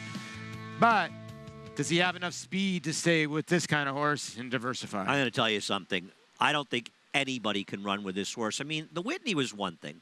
In the Whitney, there really wasn't any speed to run with him. And, of course, this was a racetrack that was not conducive to his running style until the rain hit. Yeah. But before that, it was a track that was favoring outside runners. Not necessarily closers, but outside runners. The race he ran 2 back in the Suburban, 46 flat, going a mile and a quarter at Belmont Park, which starts in the middle of the turn. That is absolutely flying. Who's going to be able to run with him? And if they test him, can they pass him and hold off a closer? Yeah, you know what? I don't care if you're running on pavement or what you're running on. If you run a sub 2-minute mile and a quarter, you're running. And this is a fast. We're going to see a fast race today. Yeah, exactly. This racetrack is quick. He's going to be flying today. And that's why he's even going to be more dangerous today at 3 to 5 with the way this track is playing. Because I understand that Mendelssohn's going to try to maybe push him early, but can he? And he's one of these horses, Paul, where you say to yourself, I'm trying to beat him because I'm just thinking maybe he won't show up today. That's part of your handicapping. That's not handicapping. No. That's just praying. The number 8, Thunder Snow, and I want to say about Thunder Snow, his World Cup, I don't even know it was his best effort, to be honest with you, because he got loose, and the home track for Godolphin, the horses run very well. It was a very speed-favoring racetrack, and it was a slow pace. But this is a horse that was third in the prestigious St. James Palace, the 3-year-old. He won the Group 1 Jean Prat, and he was second in the Irish Guineas. So he's a quality racehorse. Now, those are turf races, but he has run well in the dirt, albeit in Dubai. Yeah, albeit in Dubai. You're right. And he's got to prove it here. And now his trainer, Sayed bin Sur, he did say in his last race he lost both 2 shoes, so there was an excuse. Were they good shoes? They weren't Nikes, I know that. But that was his excuse for running so bad. So maybe he'll run better today. When they go to that lost a shoe excuse, I know they got no excuse at all. We'll see if Thunder Snow can show that Grade 1 form on the dirt here at Belmont Park as we inch closer towards the 100th running of the Jockey Club Gold Cup. Grade 1 winner Lee traveled the world competing against the best of his generation. A graded stakes winner on both dirt and turf, he set a new track record in the Grade 1 Don Handicap and retired with earnings of more than $2.3 million. Now his flashy first crop yearlings are turning heads with a striking resemblance to their internationally successful sire. The sky's the limit for this promising young stallion. Lee, standing at Claiborne Farm. How do New York breds perform? They win in world-class company. From Grade 1 races in Dubai, where New York sired, New York bred Mind Your Biscuits won the Golden Shaheen for a second time, to Belmont adding to his status as the richest New York bred with a close second in the Met Mile. The Belmont Festival saw 2 more New York breds become millionaires, 4-star Crook in the New York Stakes, and world record setter Disco Partner with a repeat victory in the Jaipur. New York breds, get with the program.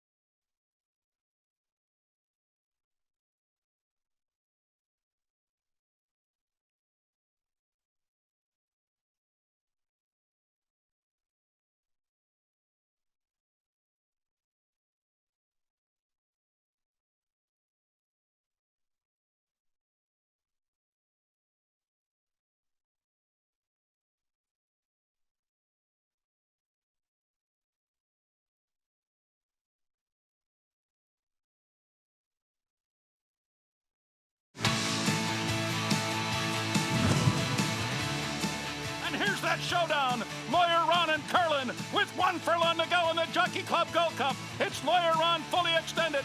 Curlin running his heart out today, down to the finish. Lawyer Ron, Curlin coming with those giant strides to defeat Lawyer Ron. Curlin wins by a head.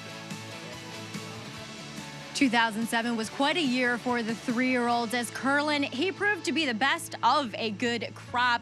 So he's one of only 3 horses to pull off the Jockey Club Gold Cup, Breeders' Cup Classic double. The other 2, Cigar and Skip Away, as he is now standing at Hillendale Farm. And as always, they bring you the paddock reports here on Belmont Park Live. And the field is tacked and ready for today's Jockey Club Gold Cup. And while diversified, he is a deserved favorite. I am not trying to beat him. He has just really stamped himself as a division leader. But it's a rare Jockey Club Gold Cup in that we have so many kind of foreign horses. I mean, 2, and then you look at Gronkowski, who ran just only 2 starts here, with the rest of his races coming overseas as well. And we'll begin with the older of those 3 in number 8, Thunder Snow, your Dubai Classic winner. And he is World Cup, winner.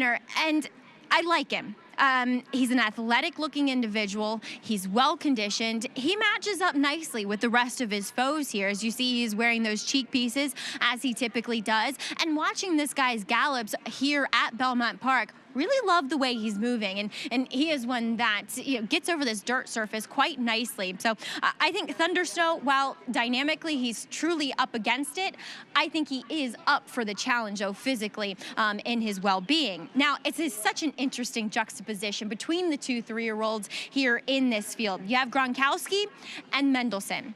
Gronkowski looks like his namesake. This is one bulky, burly dude. I mean, he is just massive. He is bigger than any of his older foes in here. I mean, he's impressive physically. Unfortunately, things didn't go his way in the Travers, but I like Gronkowski. If he can find something to run into, not that Diversify is likely going to stop, he could certainly pick up minor rewards here overall, and I like what I'm seeing from Gronkowski. Now, Mendelssohn was back into his old tricks. Up at Saratoga for the Travers, I did not hear him make a sound. I don't know if it was because it was so much activity that he was somewhat overwhelmed and he kind of just focused in on himself. But here at Belmont, again, he's yelling. He's not misbehaving that much, but just putting on a little more of a show than what he did up at Saratoga. Obviously, it's not out of his character to do so, but I just felt as though last time he was that much more focused. And I said the juxtaposition, as you can actually see them walking next to each other. If we can actually zoom out, you can see how much smaller Mendelssohn is than Gronkowski, whereas Mendelssohn truly looks like the 3-year-old of the group. So I think he has a very, very uphill battle here today, Andy. I'm not Mendelssohn's biggest fan either, Maggie. I just don't know how he's going to put away a horse like Diversify and then hold off other closers. And I just, of the 3-year-olds, I far prefer Gronkowski. Now, in the Travers, they were kind of intent with Gronkowski early and not letting him lose position after the start. Yeah. And I think in riding him, and you see Joel Rosario riding him, he kind of got rank on him, and I think it hurt his chances. I'm not saying they weren't trying to do the right thing, but I don't think it helped him. Mendelssohn, on the other hand, connections did the right thing by being aggressive, Paul. Yeah, the ride on Gronkowski is just not a Chad Brown ride, right? Usually Chad just lets them fall out of the gate, use their own natural speed, and then make that one run. And sometimes when you tell a horse to go, he goes, and that's what Gronkowski did. And he just ran out of steam late. And you see Catholic Boy just putting away Mendelssohn. Now, who's really else is running? Not much. Mendelssohn's just really going up and down, and I just don't see him be able to rate behind Diversify, going to win that battle, and then hold off the war of the other runners coming. No, I agree. And I think Gronkowski has to just find his own rhythm the way he did in the Belmont Stakes. And I think that people feel like he broke really slowly. He didn't. He broke about a half to 3/4 slow. They're just too fast for him early as he looks to get into rhythm. It's very similar, at least to me, to Zenyatta in the Breeders' Cup Classic in 2010. She wasn't quick enough to run with a blistering pace early, and she dropped out of it. It doesn't prevent them from making their late run. And Gronkowski got that great ground-saving ride from Jose Ortiz, who's back aboard today. He rode Good Magic in the Travers, and I got to tell you something. He gets a similar ride in this Jockey Club Gold Cup, and I think he's the biggest threat to the favorite. He is the biggest threat because of this race. He threw in such a great race here off of basically no training. Chad didn't have him long enough. For 3 weeks, it's amazing. Yeah, I stated this before. He brought him back to the Travers, and that's just a tough thing to do. And I think that he's gonna win the Travers, and I think he's gonna win the Travers with a horse that he doesn't think, because he puts a little too much pressure on himself. He wasn't winning on that racetrack the way Speed was carrying that day in Travers. I'll tell you something. Chad Brown, when he worked this horse for the first time at Belmont, I've never seen him more excited. More because he said to me, I had no idea what to expect. And he said to me, Andy, I'm telling you, better than this horse can run. I'm not saying he's going to win the Belmont Stakes, but he's a good horse. He was really excited. So that's a plus because he worked over this course. So you're right. Sometimes, more times than not, you can draw a line through a Saratoga race than any other racetrack, you know? Yeah, it's still not going to be easy to beat Diversify. No, I mean, especially if Diversify runs his A race, everybody else better step forward and run a better race than they have ever run before. The Grade 1 Jockey Club Gold Cup, $750,000, the 100th running, the one Carolino. Jose Lescano has the mount for Mark Hennig. Yes, the horse is added blinkers 4 starts ago, and it's gotten a little bit better, but it's going to have to be a lot better today. The number 2, Gronkowski. He's playing for the New England Patriots, but he's racing today at Belmont Park. Chad Brown and Jose Ortiz. Good Belmont, bad Travers, but if he can get back to the way he ran at Big Sandy on Belmont Day, he could be a threat. Mendelssohn. He was all the rage after he won the Dubai UAE Derby. Things went better for him in the Travers. Aidan O'Brien, Ryan Moore. Yeah, Ryan Moore, for a lot of people who don't know, probably one of the better, if not one of the best riders in the world. Long shot for trainer Todd Pletcher, Patch, and Luis Saez. This horse I would include maybe the bottom of the supers. He does like Belmont. My man Luch got fourth in the Vosburgh. Uno Mos Modelo, coming off 3 big wins, tries to stretch it out. Anthony Cordarolo and Javier Castellano looking for another grade 1. If this horse wins his 4th in a row, they're going to have 50 Mos Modelos. It's going to be quite a scene in the winner's circle. There he is, the favorite. Diversify. Rick Violet, Irad Ortiz. $1.9 million in the bank, looking for $2 million. Discreet Lover, the big underdog. I think he's got a shot at a price. He goes out for Uriah St. Louis and Manny Franco. 45 to 1's ridiculous. He finally threw in his clunker. Look for him to run 3rd or 4th. I don't know if he can win, but use this horse. The 8 Thunder Snow, Saeed Bin Sarur, and Christophe Soumillon. This is why it's called gambling. You don't know what Thunder Snow you're going to get. Let's take a quick break. Belmont Park Live. You can see things are getting more exciting around here. We're just 5 minutes away from the 100th running of the Jockey Club Gold Cup. Belmont Park Live. It's not over yet.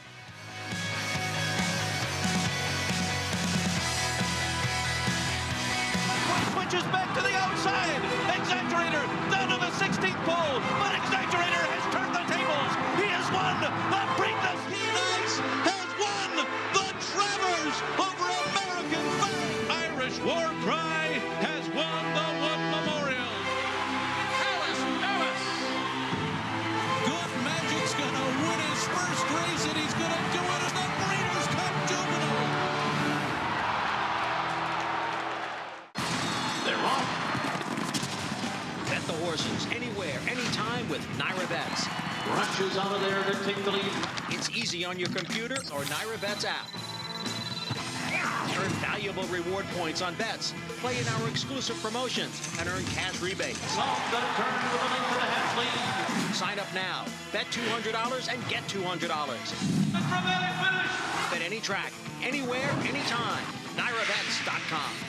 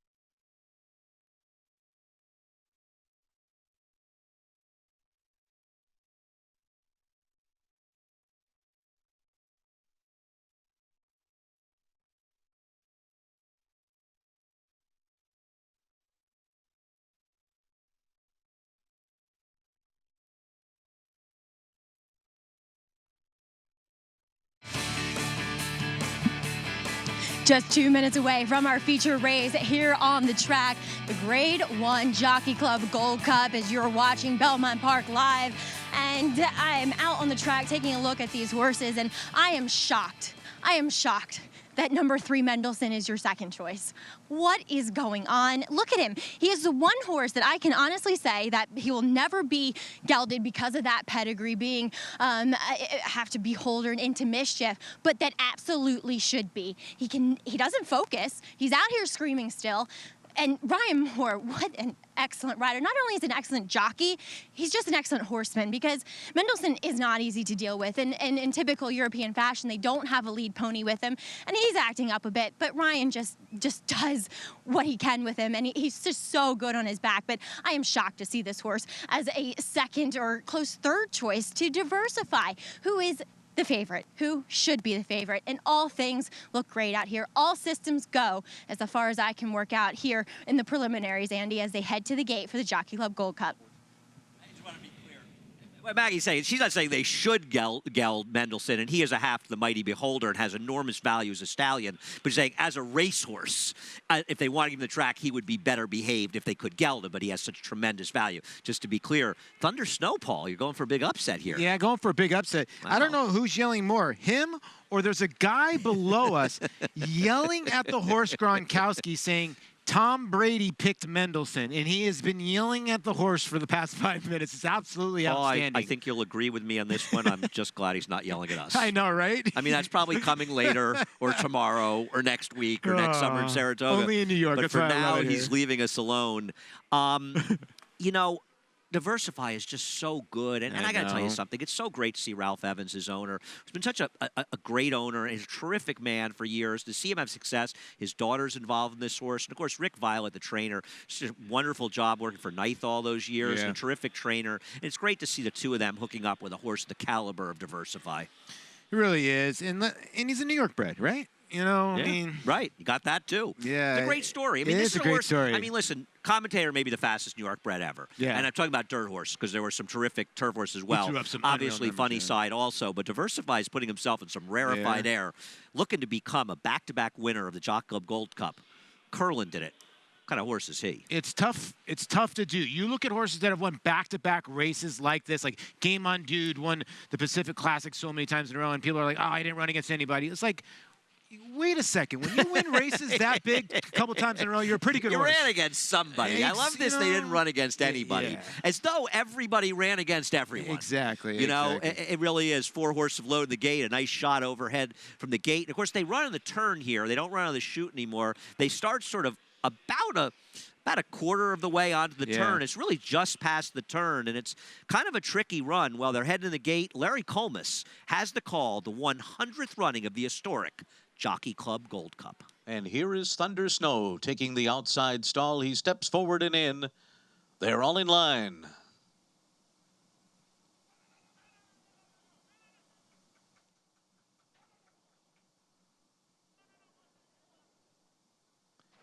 They're off in the 100th Jockey Club Gold Cup.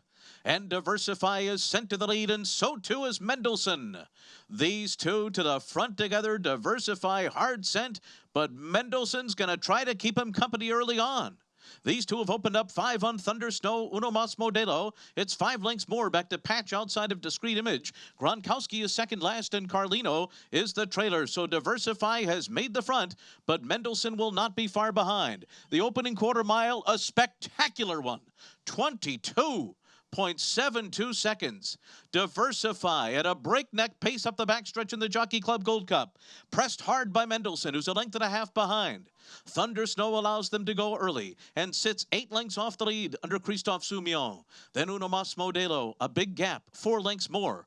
Back to Discreet Image inside of Patch. Then an unhurried Gronkowski, who has plenty of blockers in front of him and a lot of pace too. Carlino is the trailer, 45.64 the half. For Diversify, who heads toward the half-mile pole here at Belmont Park with a 2-length lead. Ryan Moore pumping on Mendelssohn now with a half-mile to go. Thunder Snow is 12 lengths behind as they round the far turn. Diversify just rattling along. Mendelssohn still sticking to him. He's 3/4 of a length behind. 109.13 for 3/4 of a mile. Thunder Snow is getting going. He's 6 lengths off the lead. Discreet Image next to Mas Modelo and Gronkowski. And they're into the stretch, and Diversify has been put to the whip.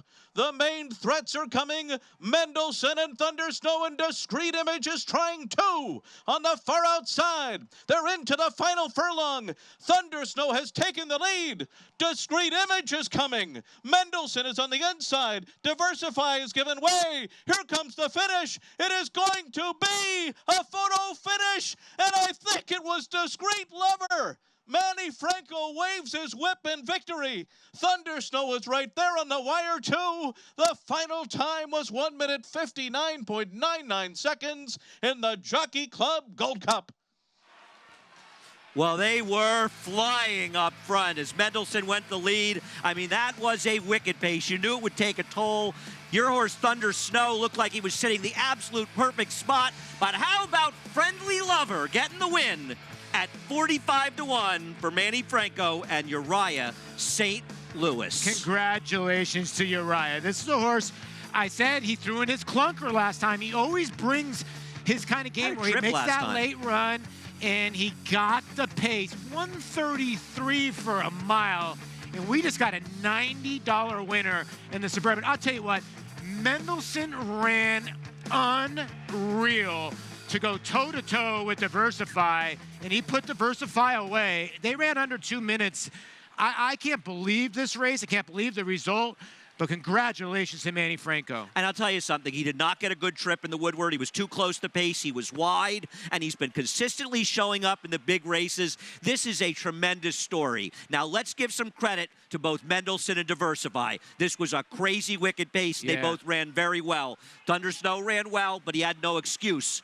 This is a great story, Paul. It really is a great story. And I'll tell you what, the rest of the world is probably lucky that Mendelssohn's not going to run it for. He ran his eyeballs Maggie out. Wolfendale.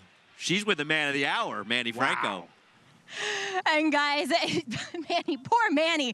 I think they're both pretty tired here, but they got their noses down in front. Manny, how proud are you of this little horse right now? And I'm so much proud of him. He always gives me all he have. He got a big heart, man. Thank you to the trainer and the owner for, keeping trying with him, because he always give me all he have. And talk about a blue-collar horse, and I'm sure connections are just going crazy right now. I can't wait to talk to them. But this is a horse who just keeps finding, and today he was able to turn the tables on Diversify, Manny. Yeah, I mean, they put a great, good pace in front of me. I just trying to, let him relax, let him be comfortable, because last time we trying to, put on the race a little bit, and he doesn't like that because he don't finish nowhere. Today, he break good, put my hand down, and he come back to me, and when I asked him, he was there. He was ready. Manny, you have to be somewhat excited, given the fact that there's often a lot of pace in the Breeders' Cup Classic, and this guy is in it here today. You would have to think he deserves a legitimate shot. Of course. They got to go with him to the Breeders' Cup, because this horse can do anything. I got a lot of faith on him, and I'm very blessed. He's done it the hard way. He's made now close to $2 million. He was shy of the $1 million mark going into today. Manny, many congratulations as well to the connections. Thank you, Maggie. Some of those back-to-back wins for Manny Franco. A nice way to get to 1,000 wins. He's 3 away, but Discreet Lover. And, this horse, and he's improved a lot this year, but you think you just keep taking shots, right? You're running well. You're not good enough to win them, but you're getting there, and maybe you get a little lucky. Well, he got a little bit of a break today, right? Mendelssohn forced Diversify to run 2 wicked fractions for him, though Mendelssohn ran tremendous to run third in here. Let me say, that performance, and let me say something. Imagine if he acted well before his races. Yeah, listen, I mean, here's the start of the race, and I think Diversify breaks well, just Mendelssohn is faster, and you could see Ryan is riding him out of the gate. Gronkowski did not break well. He didn't run. But you're right. I mean, Mendelssohn ran unreal to put away. He let Diversify go. They went fast 22. And then you see Thunder Snow sitting in that catbird seat, like you said. And Christophe Simon, you're looking at Ryan Moore and Christophe Simon. They won so many grade ones. It's unbelievable. And then you got Manny Franco. Wow. I mean, this is a horse that is sort of a people's horse here that everybody loves here at the racetrack, and a $90 winner. And we talked about, hey, do you want to really play the pick 5 with Imperial Hint being 1 to 9? Well, guess what? The worst you can do now is $9,300 to the 2 in the last. Yeah, no. Those pick 5s are super strong, and was a horse I picked third in this race and did have a trip last time. Tough to see him winning. Looking at the pick 6, I understand. They're saying the 5 is scratched. I didn't even know he was scratched in the last race. That must have been a late scratch. Are they hitting race this? 11? Are these 5 out of 6s? No, those are everybody's hitting it. They look to be all covered, but $93 on Discreet Lover. And you know what? Congratulations to these connections. Uriah St. Louis, the trainer, has done a great job. Manny Franco. And Uriah St. Louis, he doesn't just train him, he owns him as well. This is a great moment. It really is a great moment, because this is a horse now that's got $1 million in the bank with 2 wins, a Son of Repent out of a Discreet cat mare. How about this? The Vosburgh winner was a Son of Imperialism. The Jockey Club Gold Cup winner was a Son of Repent.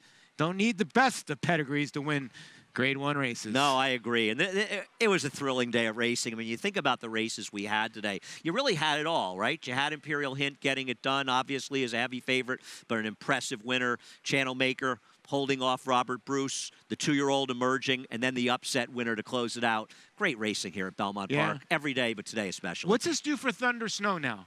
And Mendelssohn going forward towards the Classic. They both got to be players now, right? What do you think? Absolutely. Okay. They both ran well in here. Thunder Snow should have won. I mean, let's be fair. I'm with you. He should have gotten it done here. He should have won, but he still did run. Mendelssohn ran well, and I got to think they're heading there and thinking they have a chance to win. Yeah. I mean, Thunder Snow, it's only his second start since he ran the Dubai World Cup. Why not take a shot with him? And I just can't get over this, and it's such a thrilling win for the Connections. No, it is, and this is like the neat horse. I know that you love this horse. This is a horse that you were chasing for so many times, and a perfect horse you want to put second, third, or fourth. And like I said, he always comes running late. He finally got his perfect setup today, and like you said, Uriah owns this horse. So, I mean, this is just so special to them. And congratulations to Woodford Thoroughbreds. This is a Florida bred. They bred this horse. He's only 5 years old, so he's still got a lot of running left in him. Well, this was a win. You're in. Discreet Lover. Don't know if he's nominated the Breeders' Cup. Don't know if he's going, but he won a win. You're in. We got 4 more next weekend. The Grade 1 Champagne, the Grade 1 Flower Bowl, the Futurity for the Breeders' Cup, Juvenile Turf Sprint, a new race this year, and the Frisette. Some on Sunday, some on Saturday. Maggie Wolfendale is standing down in the paddock. She's working hard to try to talk to some of the connections for Discreet Lover. Here with Uriah St. Louis. And Uriah, this is probably the most emotional and biggest win of your career. How are you feeling right now with the little horse that can? He's just wonderful. He tries all the time. The last race, we kept him too close. So we said, take him back a little bit today and make that one run, and he'll give you it. And he did. Thank you, God. Thank God, thank my mother, thank my wife, all my family, thanks everybody at Parks, everybody here. I'm happy. The whole family, and on it, Uriah, a guy that started off just betting on the horses, and now you're a Grade 1 winning trainer and owner, and you're going to the Breeders' Cup. How does that feel? Wonderful. Wonderful. I can't say nothing else. I feel good. I just want to make sure he's okay. That's all. Well, Uriah, we are all with you, and he has won the hearts of many here in this Jockey Club Gold Cup today. Thank you. Thanks a lot, Maggie. Well, been a fun day. Paul, let's do it again tomorrow. I mean, that's just cool. Tears coming down from his eyes. I mean, making me want to cry too. Yeah, and let's do this again tomorrow. It's awesome, awesome results. I'm sorry. Listen, I bet Thunder Snow to win, and I looked at you, and I'm like, for Discreet Lover with me. I was rooting. I didn't have that big of a bet. I was rooting for Discreet Lover just because it's a great story. It really is. We start off with a short payout, 240, win with a long one. The Belmont, the Naira Bets Late Pick 5. Good luck if you're still alive. We're going to do it all again tomorrow. Paul, thanks so much for Maggie Wolfendale as well. We'll be on from 4 to 6 p.m. tomorrow. We got some nice stakes tomorrow. The Miss Gorilla, looking forward to that. Temperance Hill, we're also running that. And a mile and 5/8. You can watch race 11 on Naira Bets. Also the Naira Now app as well. Head on over, get that Naira Bets app. For everybody here at Belmont Park, please join us tomorrow from 4 to 6 p.m. Belmont Park Live. But it's been a great and memorable day here at Belmont Park. Terrific crowd and a great moment for Uriah St. Louis. That is such a great win. I mean, you just, I mean, you know, at the racetrack, you can spend $1, you can spend $1 million. Millionaires rub elbows with brokesters like us, Paul. That's what racing's all about. Uriah St. Louis winning a $750,000 win. You're in. Looking forward to seeing him at Churchill Downs. We'll see you tomorrow on Belmont Park Live.